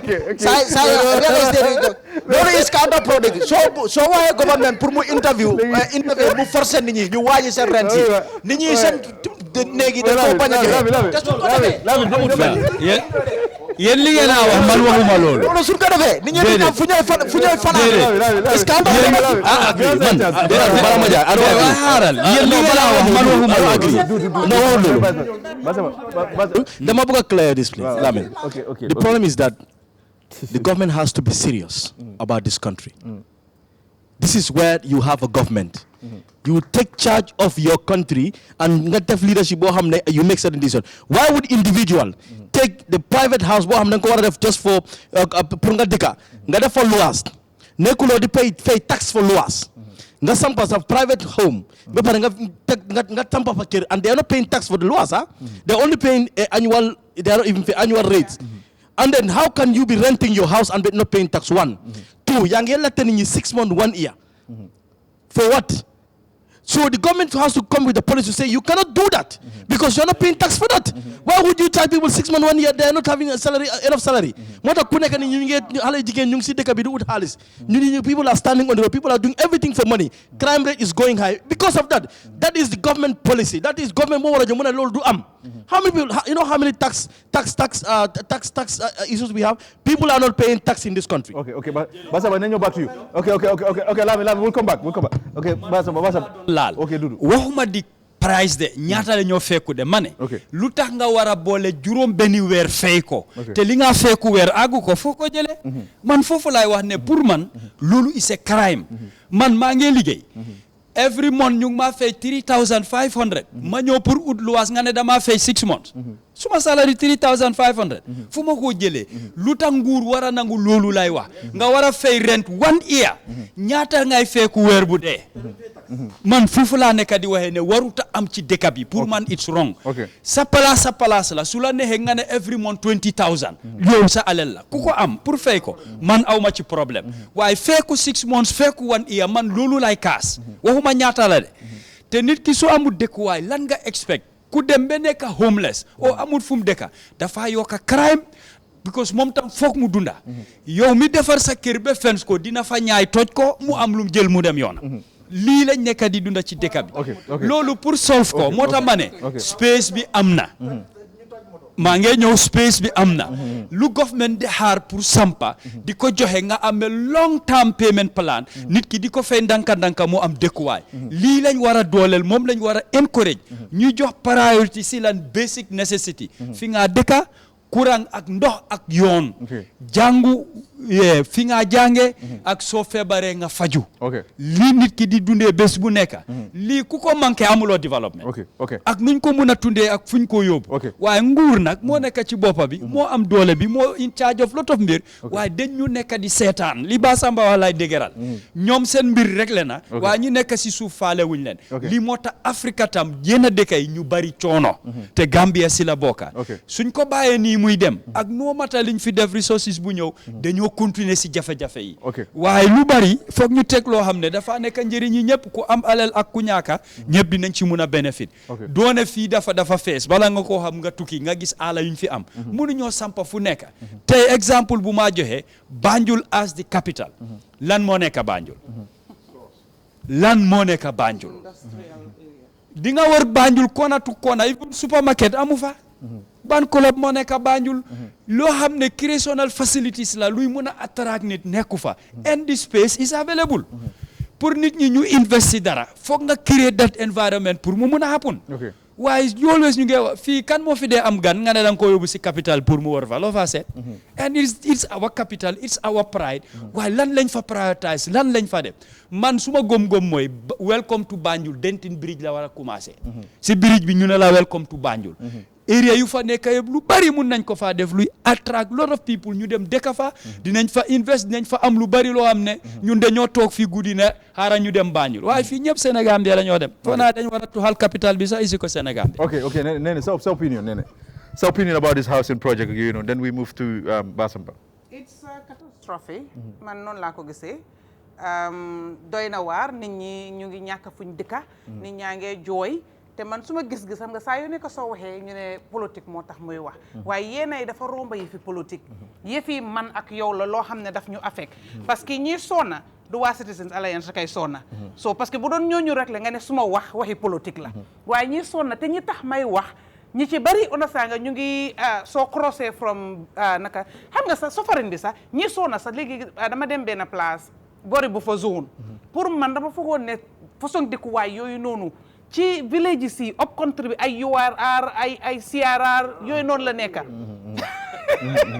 non xam nga loolu moo dee nekk xalaat bi perception bi waaye nga dem ci kona yi ay Ibo Town ay Churchill's-town and then nga laaj sa bopp ne dëgg nit ñi ci dëkk bi ñu ngi dëkkee façon yooyu noonu waaye soo ko seetee man suma gis nga depuis after 2016 2017 rent dafa gën a yokku ci dëkk bii nii dafa gën a yokku te buñ bàyyee xel président Barrow joxe na fi promise na moom su toogee ren dafa wàññeeku waaye loolu amut te boo xoolee moom place yi moomal boppam di ko rent fu mu nekk nii moo gi nekk de top end rent yi ñoo charge ay yooyu noonu ba ma weedee dem leen ngeen laajte yooyu noonu it's not ay waxi fax laa wax nii ci yooyu noonu da ngaa gis ne ay place yoo xam ne xëy na moom balaa moo nekk président the same place ñu ngi ko charge 3000 léegi soo demee it's like the same place dara ci ñu fa seen benn nekk cabinet yooyu noonu o ñaari saala cabinet ñu ngi ko charge 6500 but you has to do with the owners because I know li ma laa wax mooy I know ne moom real estate is more of like an agent daf they mediate dafa collect in behalf and then ma am percentage. déglu ma jox ma nopp bu baax bi. waaw dama intervene rek jox naa la nopp bu baax bi. waaw jox ma nopp bu baax bi dama intervene wax déggin la. ok li may wax mooy. place boo xam ne mu nga nekkoon under moom as agent. muy collect rent. ñuy fayeeku exemple $3,000. right now moom mu ngi moom place boobu noonu rent foofu noonu is $6,500. ok dégg nga ma loolu laa understand. waaw mu ngoog te moom moo taxaw as président so li may wax mooy li ñuy wax nii yëpp man su ma amee suma place ma gis ne Dudoom doon charge 3000 maa ngay charge 3000 léegi ma gis ne Dudu yokk na 7000 man itamit damaa ne ok money making thing la parce que ren bi ñëw yëpp xaalis la ñuy ut so dafa am fu mu war a starté man li may wax mooy leadership dañ war a am a visionary leadership la mi waxoon na ko si kanam fii nii 10 years ago population bi was not what we have right now so leaders yi dañ dee war a always plan sa plan du nekk pour 5 years président rek suma taam dafa war a nekk 15 years 20 years ba yow soo fa génnee legacy loolu mooy legacy legacy boobu nga fa war a bàyyi ne man ba ma fa toogee lii laa def ba nga xam ne even doo génn naa fi ba tey ñu ngi cee tedda mu ngee njëriñ askan bi waaye loolu soo ko defutee def ko yow time bi nga faa nekk rek li nga mun a def boo xam ne moo laa njëriñ yow loolu mooy suñ failure te loolu moo war a change fii nii understand nga te nga gis ne ren fu mu nekk nii loolu mooy de main cost bu ñëpp civil servants yi di jooy parce que ñëpp tricoté bi yëpp ñu ngee luwaas ñu ci bari ñu ngi am ay ñaar ñetti jabar ñoom tamit loolu seen problème la parce que ku sa loxo jotut gannaaw nga emale sa mbir sa doole fu mu em war taka ñaar moom garaaw na déedéet boo ko mënul am su waraloo taka ñaar parce que sonnal jigéen ji la sonnal doom yu moo jur la amuloo ko ba pare su boobaa yooyu ñoo complain ne government bi nguur bi suma salaire baaxul te yow yaa en sa boppa extra naka lañ ko waxatee coono boo xam ne choice la nekkut a must loolu choice la yooyee choice damaa takka jabar yooyee choice la nga ne damaa am doom doo ko teg si yàlla waaye tamit lu ma bëgg a amee mooy ne Lamin let's talk about the realities and stop the PR job understand nga non ok déglu ma parce que déglu ma teeyal soo teeyee am lu bari waa teeyal déedéet ku joxewloo fi fax I am telling you, people are getting land from government. Lola, go and find out. And you come back to me. People are getting land from government.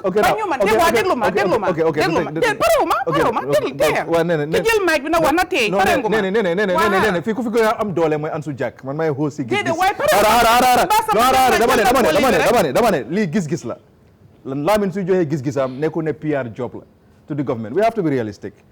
Opinion ni Lamin Jaay la based on lum foog ak lum xam. So yow am nga chance mi ne pour nga counter loolu noonu. I think loolu léegi man su dee man noonu laa ko gisee na man loolu problème la man tamit su dee man noonu laa ko gisee mooy gis-gis. léegi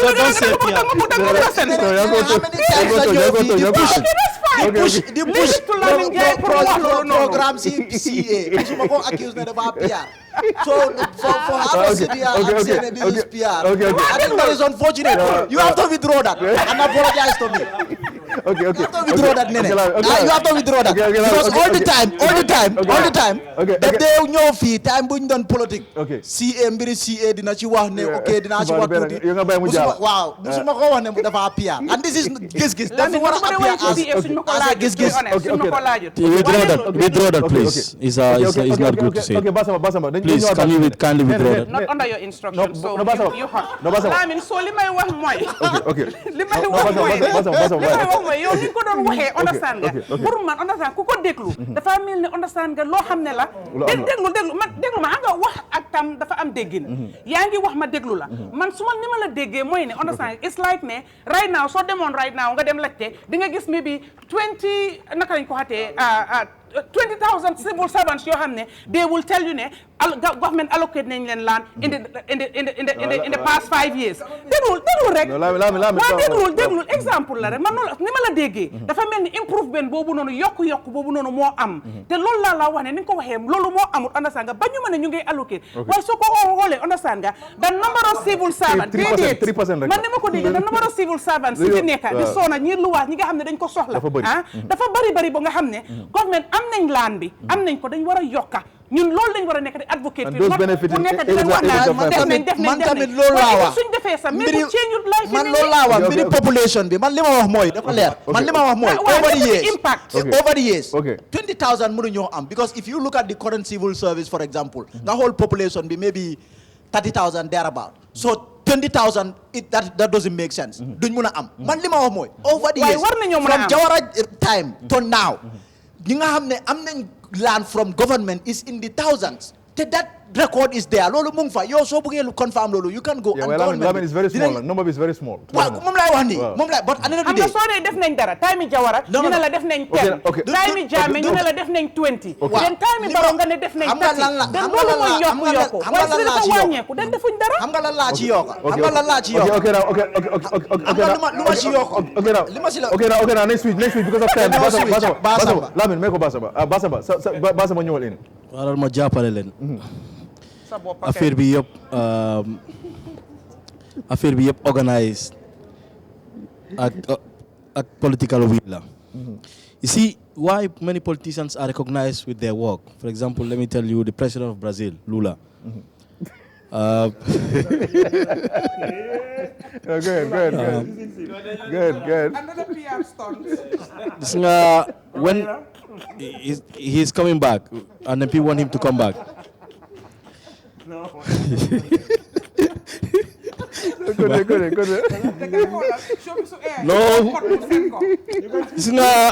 Gis nga when the man came Lula, the man dafa introduce a policy. Wala ñu dugg ci programme bi. The man came with a policy boo xam ne Lula came with a policy. Yeah, President Lula came with a policy to improve the standard of living for from people from the poor community. One is making education accessible for people from poor backgrounds, university education. What he did was to make sure that ñoo xam ne certain percentage, at least 10% of university intakes dafa nekk from those poor communities. So I'm just trying to interrelate this. Of course, this government, they have a policy, they have the social security, but you have directors who are there sitting and they bend direction on what to do with properties and how to help Gambians and what to propose to the government. There is a political will. Let me give an example. The estate, Bursubi Estate. All right, that's your opinion. Bursubi Estate. The estate was meant to be given to civil servants. You have the Gambians, they can afford your estate. But you know what they end up doing? They end up selling those estate to semesters. Koo xam ne mu ngi Europe mu ngi America rek mu ngi seen xaalis time boobu around 70,000 nga indi am na ñoo xam ne añ nañ fa ñaari ñetti laan. The project was for civil servant. So demee bourse bi tey most of the owners are businessmen semester ñoo xam ne ñi am nañ xaalis. They change ñu divert affaires yi jox ko seen xarit yi ak seen friends yu dëkk Europe. Because we have criminals and people that are corrupt in those departments. Okay? So settlement bi léegi soo demee civil servant doo leen fa gis. So policy bi start na from time Jawara. Most all the people that live in those estates are all civil servants. Man, their fathers were civil servants. That is the policy that the government has from independence until today. What has changed? Corruption more change, Lulu. ñu joxe lance yooyu dañ jël bribe ñu dugal seen xarit yi ñu dugal semestre ñu jox leen xaalis ñu jox leen ñu allocate leen. For example léegi bourse bi man am naa xarit tubaab boo xam ne jënd na kër bourse bi kooku dafa war a jënd kër bourse bi si estate yoo fa nekk. Those estates were to go to civil servants. So why are they diverting that? Second, let's come to the Gambians that are living in this gis nga apartment léegi tey ñëpp ñu ngi samp apartment because money is there. ñu ngi charge 1,000 per day 1,500 per day. Those people, those land they bought, most of them, they bought it from the government and they almost got it for free. They're building and they're taking money for apartments. Are they paying tax? Is the council taking tax from them? No, they're only paying for annual, every household you have to pay annual tax. And most of them are not collected. These people are taking nothing less than 500 to 600,000 a year. Rents from people and no, they are not paying tax. Why are they taking that amount of money? So I'm an apartment, you have even 10, 15 rooms, you are a millionaire. In 5 minutes, you are a multi-millionaire. Why? The government are not looking into that. Why are those people to have no control? Te Gambian code is agent la. How Gambian lumun? Gambian, lijante, du lege halis lijante. Dinga gis bena kir, nga gis 5 agent. Agent bu neka mo tek va bena 1,500. Before you know, the kir a year is 250,000. In this small country, people are not making money in their business, but they are paying 150,000 for an office. Where is the problem? The problem is the government is not controlling. The agencies responsible are not controlling. Why would Gambia is like a free place? Anybody can do take. So do get Carava Avenue. They can just restaurant. Most of these Lebanese restaurants, they take the government space, neutral space, and they are charging a lot of money, for food that you buy. And I see I don't book my hotel restaurant, tourist restaurant. I'm going to own a daf dee jël Indian mu ñëw employé ko daf ko supervisor mu ne because Gambian dañ am complex when they see a white skin person in the front desk muy control rek they come to that place. Gambian see a cleaners he pay them $1,500. I don't think any government policy they take less than 1,500 or 1,500. 1,500 and cleaners and then most of them are working in the kitchen. Mu ñëw mu jël Indian boobu fay ko $1,000, $500. Okay. Okay. Who is controlling that? The government officials you want to control. They just bribe them and they go away. People are irresponsible and indisciplined in this country. Okay, now Basama, about the housing project, what exactly do you think needs to be done? So Lamin can attest to that. 2 years ago, when I decided to come back home, I had a social housing scheme, and I invited the journalists. I invited nobody. I invited all the musicians from ST to all of them came. My boy, in big fan. Okay.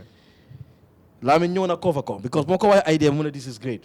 It's a simple social housing scheme. Very, very explanatory. What I YouTube din ko gis. Okay. Hina Mansour, yo cover nga ko. Hina si programme nga gene ñu gis ko.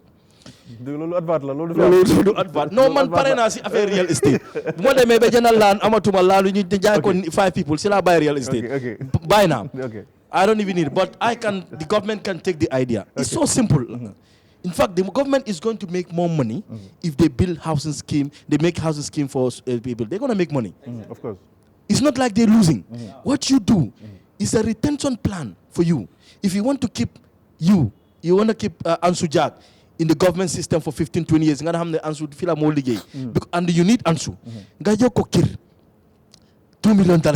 Well, 1.5 is not even expensive. Every month, Ansu salary $10,000. For 2,500. In the next 20 years, that's what they do everywhere in the world. They keep Ansu in that job for 20 years. Ansu dina am care for modika. Ansu dana do cost this. So I may be at 10,000. Luda si salary. Mujana ko leka. Mujana ko sakumalo. Ansu is okay. Ansu dina manage. As time goes on, Ansu dina improves. The salary dina egg. Things will change. Ansu eventually. Dina egg in the ranks of directors. Dina am dara. But it's not the government. There's a big oversight. But then fogne nakala nyo ame halis bomo ko malamin num ko fi waye. No, the money is there. They're putting the money in the wrong place. But the money for housing scheme for civil servant is there. Go and take the funds is there.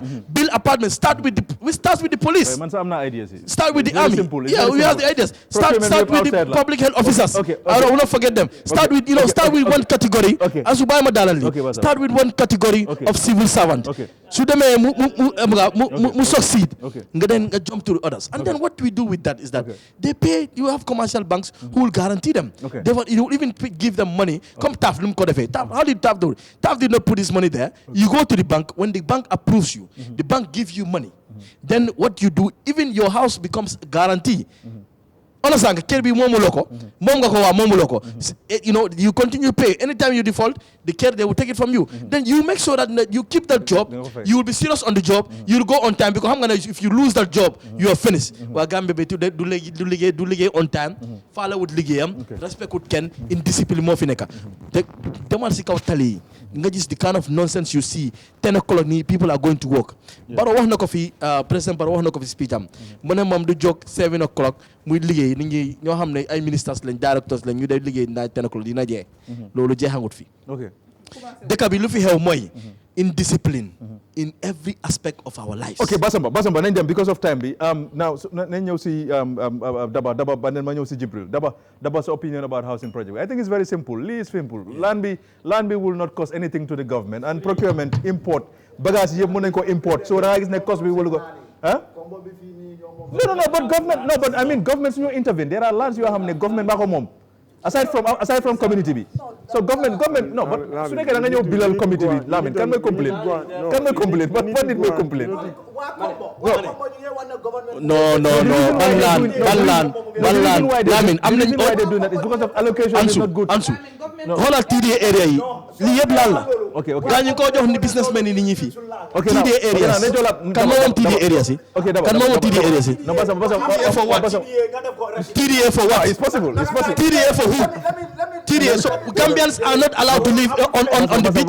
Only the tourists should live on the beach. Stay. So them in Nigeria. So again, maa ngi dem Nigeria.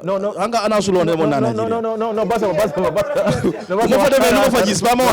In Nigeria, all the hotels, you will never see Tubab. Is there people who works in the government? They go and they live in a hotel. Gambian, do you know even weekend six in hotel? Basamba, it's very simple. No, it's simple, Lamin. See TDA area be from no Lamin. Har. maa ngi dugg si affaire lan yaakaar naa si. Understand nga? Lu ko starté from Tanje. Let's say from Sanyang. Sanyang Tujereng Gunjur ak the other beneen dëkk bi wala Brikama sax I don't know dëkk boobu nu mu tudda. Yeah, but all those areas yooyu kese mën na ñëw cater the whole of government bi. Because let me tell you, because gis nga land space bi. TDA area bi time boobu Yaya Jammeh dafa ne 900 meters ne kër kuy samp kër dafa war a nekk 900 meters away from géej bi. Gis nga diggante géej bi ba 900 meters boobu rek loolu kër yu mën a jël suma ji government mënuñ ko access sax loolu c'est impossible. yow yaa ngi wax TDA bi ak place yoo xam ne nii ñoo ko moom community baa ko moom loolu government can always negotiate pour am loolu xam nga loolu dafa indi beneen problème because government tey right now xoolal tey xoolal laan bu government jël fii nii just ñaata plots sama 20 plots sama 13 plots because allocation bi was not properly done. No, li may wax mooy at the end of the day community bi dañoo ne lii suñ laan la so loolu that is a problem because allocation bi la xoolal fii nii buñ jox MPC waa Yundum jóg ñu ne so gis nga loolu ku nekk la every civil servant government su waree dem Tanje war a Sanyang bu nga jël nit ñi seen laan nga ne ok da nga koo jox nit ñi dañoo jug waxuñ Tanje waxuñ feneen laan si bari nañ fi Lamin laan si bari nañ fi Banjul yëpp laan la ok daba ok Basamba sa opinion about housing project bi ñu wrap up with Sai. No, Lamin Jai, I think government more serious. Okay. Because the laws are there and it's very clear. Lu nga xam ne nii dafa nekk in public interest. Nobody amul benn Gambian boo am doole pour taxaw wax ne lii du am. Parce que soo déggee ñu ne la nguur moo nekk da nga am doole bi da nga am fulla da nga am luwaa yu la koo teg. Soo gisee nit yi di la disrespect si ñàkk a fulla ak nguur bi la ko nit yi di gis. Jamono Yaya Jammeh dafa wax ne nañ dem sampa fi lopitaan community bi ñu génn ñu ne non mais ma ñëw rek bu di jaay doole because they are lost. Lam Ndiaye gis nga ba leen dee wax ne Yaya Jammeh is bad. non Lam Ndiaye wax nga ba pare wax nga ba pare mais ma gëlam ok mais ma ñëw rek ñu dee jaay loolu du loi doo dem nga jël nit ñi seen alal nga jël ko bàyyi foos ne man Yaya Jammeh la loolu teguloo ko fenn non la mais Basamba dama Yaya Jammeh am na bad qualities but am na good qualities. amul benn man ma ñëw Lamin Ndiaye da nga wax ba pare ma déglu la waaw da nga wax da nga wax ba pare ma déglu la ba ma man suma xalaat laay wax yow mënuloo tax ba man du ma wax lu ma bëgg you cannot make me to say loo xam ne waaw so whatever you have about Yaya Jammeh that's your problem with Yaya Jammeh loolu man du suma problème man li ma waaw mais ma ñëw rek Lamin Ndiaye wax nga ba pare bàyyi ma wax mënu ma force ma wax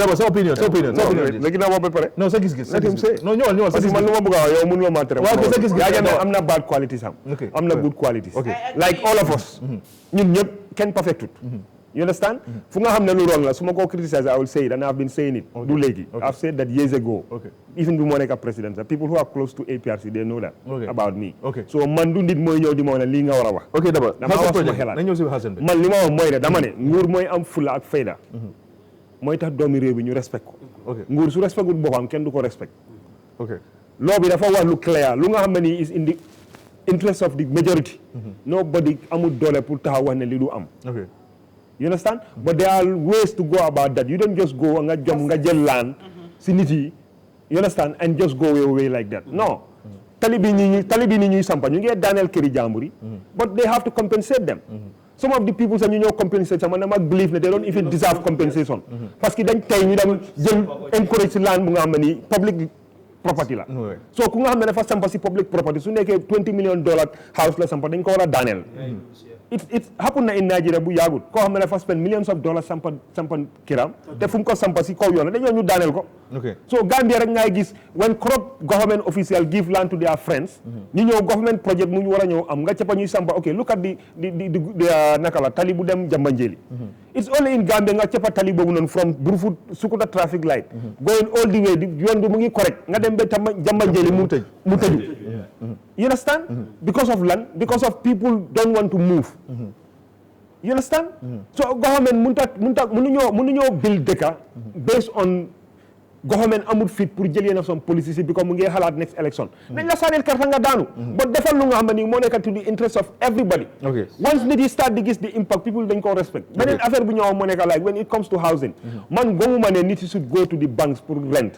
pour jël loan pour jënd kër because social security and housing estate finance and living bi loolu is very simple every person working in government that they pay social security contribution retirement age bi in Gambia lan la 65 you understand so yow let's say at the age of 20 yaa ngi start job or 21 or 22 every month yaa ngi fay so lan moo la after working for 5 years la nga war a dem social security jox la kër you understand depending on the kind of house that you need parce que suñu bëggee build affordable housing xam nga la moo tax ñun suñu housing ñu expensive because Gambia since 1965 ba léegi the same system of housing bu ñu dee build loolu lañ dee def da ngaa ci ba benn néeg bu ñëw sampa sax nga am beam after si bunta bi 2 blocks after di bunta nga defaat fa another beam again te loolu yëpp is money building bi nag ñun mënuñoo advance ñu develop suñ technology suñ engineers yi ñu advance ne maybe benn beam should be enough why would you do all these beams nga dugga si biir néeg nga am ñaata pillars more than 20 pillars in benn house néeg bi si boppam mu xat you understand naka la tudd ventilation bi is not proper ñu ngi def palanteer yu ndaw ventilation bi si boppam is not even proper house bi si boppam néeg bi amul space bu nga xam ne nii sax ngelaw bi dina dugga mu lifin so man li ma gom moo nekk like after working for 5 years social security war na la mën a jox kër then if they do su gars yi buildee greenhouses man I believe ne mun naa cost under $1 million you understand so every month based on your salary scale based on your salary scale mooy determine the kind of house you can get so I pay even every month $250 or $500 for the next 45 years su nekkee jeexut by the time ngay aga retirement sa social security retirement benefit bi mun nañoo génnee si xaalis boobu noonu ñu pay off balance bi dañ ñu delloo la sa balance parce que lu gën a important su doomi adama moo nekk dëkkuwaay you understand you see people working in government lan ma tax ñu dee dem di negotiate contract after retirement ngay dem ñu laa jël contract because amuloo kër yaa ngi rent so soo amutee liggéey nag ngay fay rent mun ta possible and another thing moo nekk like Gambia foog ñu def zoning because it's only in Gambia nga gis even si huntu haraj bu foo xam ne nii kenn du fa dëkka ñu laa wax néeg $5,000 and you have to pay $6,000 loolu it has nothing to do with Gambia nekk a free market You know, it's about policy. Gambia's government should have a zoning, new zone areas. The area bini, the highest you can pay for rent is this. Okay. But this kind of house, because you make a delay, majority of them, send negi bahut, don't spend halis when you collect from this rent. People, the rent that people are paying to renovate their houses. Danga dem si na keri sanga chapa sokoy bu mungi fess, be mungi gene si biti. Suñ la waye nit ñoo dekk fi danga tok sa bir neeg heti sokoy bu mungi dugga si bir neeg. They don't care. You understand? Yow mu dekk si neeg bi sa yow ya de mujjé gene sa halis di defar kër bi. Okay. Okay. Understand? Okay. Let me wrap up. Government moy am fit. Na ñaka care about elections. Su la nexé na lose elections. But gis nga when you start doing something lu nga xamne mu ngay njëriñ the majority. The minority will make noise. Okay. Do impact. Okay. Because majority do more. Okay. Daba Malik. Okay. Jibril's opinion about this, about the housing project and all that, and then you wrap up. Wow. I think to motivate, so staff to retain ko. These are ways you have very easy. Come lugaiwa. Sune konne government provide on because for like people like me, I've been working for 15 years in the government as a civil servant. You understand? So bentay, hamga. No, it's crazy. I think find my own way of getting my land, and which is very difficult with the current, salary. And let me tell you, government then you wanna buy hell like it's not Gambia. Ni ñu bari ñu ngi dé. No, Jibril. Ni ñu bari ñu ngi dé. This is very important. Ni ñu bari ñu ngi dé in Gambia simply because of stress.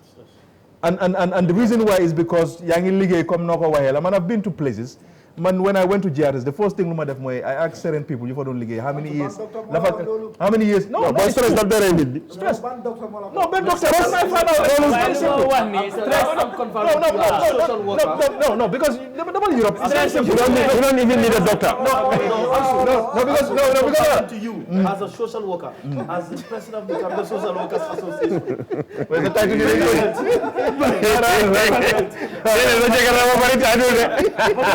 mental health. No. Is you know, we don't know the difference between mental health and mental ill. No. We only recognize that people are mentally ill. No, mental health when they're mentally ill. No.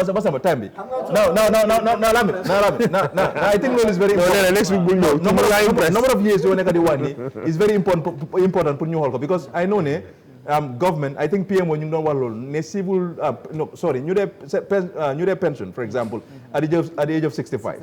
I think change scale be since 1950 something like that.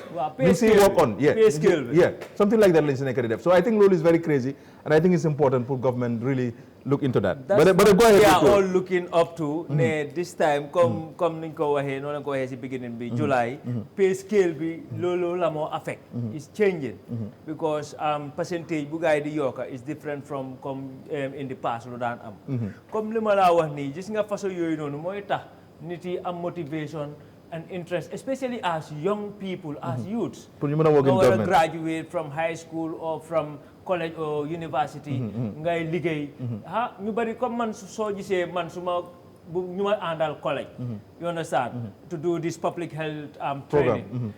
We were 30 in our class, but right now, only 4 or 5 of us are within still serving the government and the people of the Gambia. 25 or more are all left into private sector, some into Europe, America, and they don't plan to come back and join us. No, don't. You understand? So, ham nga lolo halatuñ ko. Okay. So, ñun mi talk fini, the sacrifice, soon time, soon energy, soon skills and knowledge and everything. Yeah. I think we deserve, some kind of motivation. And privileges. Motivation, not salary rec or allowances, but at least things like that, housing, because you agree housing is the main thing when it comes to cost of living. So, out of your cost of living, it will take almost 60 to 70% of your earnings. Okay. You understand? So these are things that we expect our government will help Jibril. make sure that we maintain it.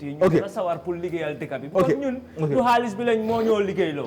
is the nation because this nañ fii lañ juddoo suñ parents yi fii lañ nekk if we don't do it farina du ñëw di defar suñ health ñun Gambian ñoo ko mën a def. Okay, Jibril, thank you very much. I think the fact that we are talking about this is important. So I'm going to mention Ibrahim Silla. No, Ibrahim Silla is not a good friend of mine, but then man bu ma nekkoon GRS when he came in dëgg-dëgg dafa yokka suñu salary bi to 100%. So I think loolu moom I think you've mentioned his name even though nekkul suma friend bi no laa ni subi nañ ko indi next time but fu mu nekk ni time bi jeex na teg ba next week inshallah thank you very much jërëjëf.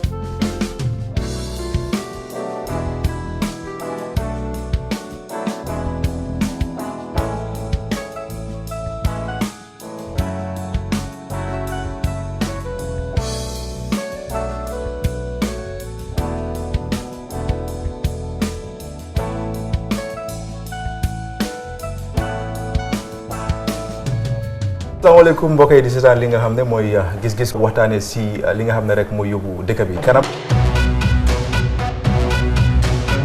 The Constitution provides President can declare a state of emergency in two circumstances. Now I believe Gambia security is at risk for invasion. He has a right. Constitutional code, as we can know, it can last for 2 weeks.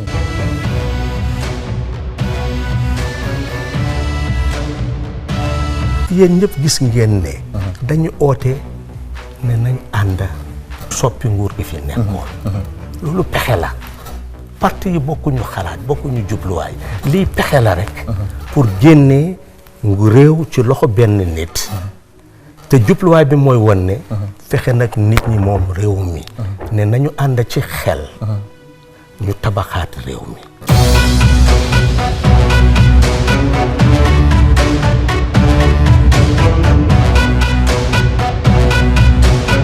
Tegabi, you want to be humble and everything. Why you are not an ordinary minister in this cabinet? That's true. Because you are head of the UDP, you are like a father figure to most of the... This is about Giss Giss. It's the fact. Whether mom accept or not, so the point is, because of that prominence the baro def la consult or legi yow ya de yobu ay nit ci baro pour mu appoint lolu moy lacté dal li mo am. President Adama dafa am mandate. Because Gambians choose. Ne na liggéey réew mi. mu tànn ay nit ñu liggéey ak moom man ci ñooñ laa bokka ma ngi liggéey ak moom ngaje ko ande mela ay mol ay tiñarol minke Gambia jang mol ka wole tanka foko APRC fananda do tiñaro tola alle mustade le sodo ka APRC ta kala image de da kotenge isaje fu Gambia no kotenge si la pati ni na kotenge no yalo say you are putting me in a funny position. Come the ni fa de ko bita jahani. Ni kala te ko kala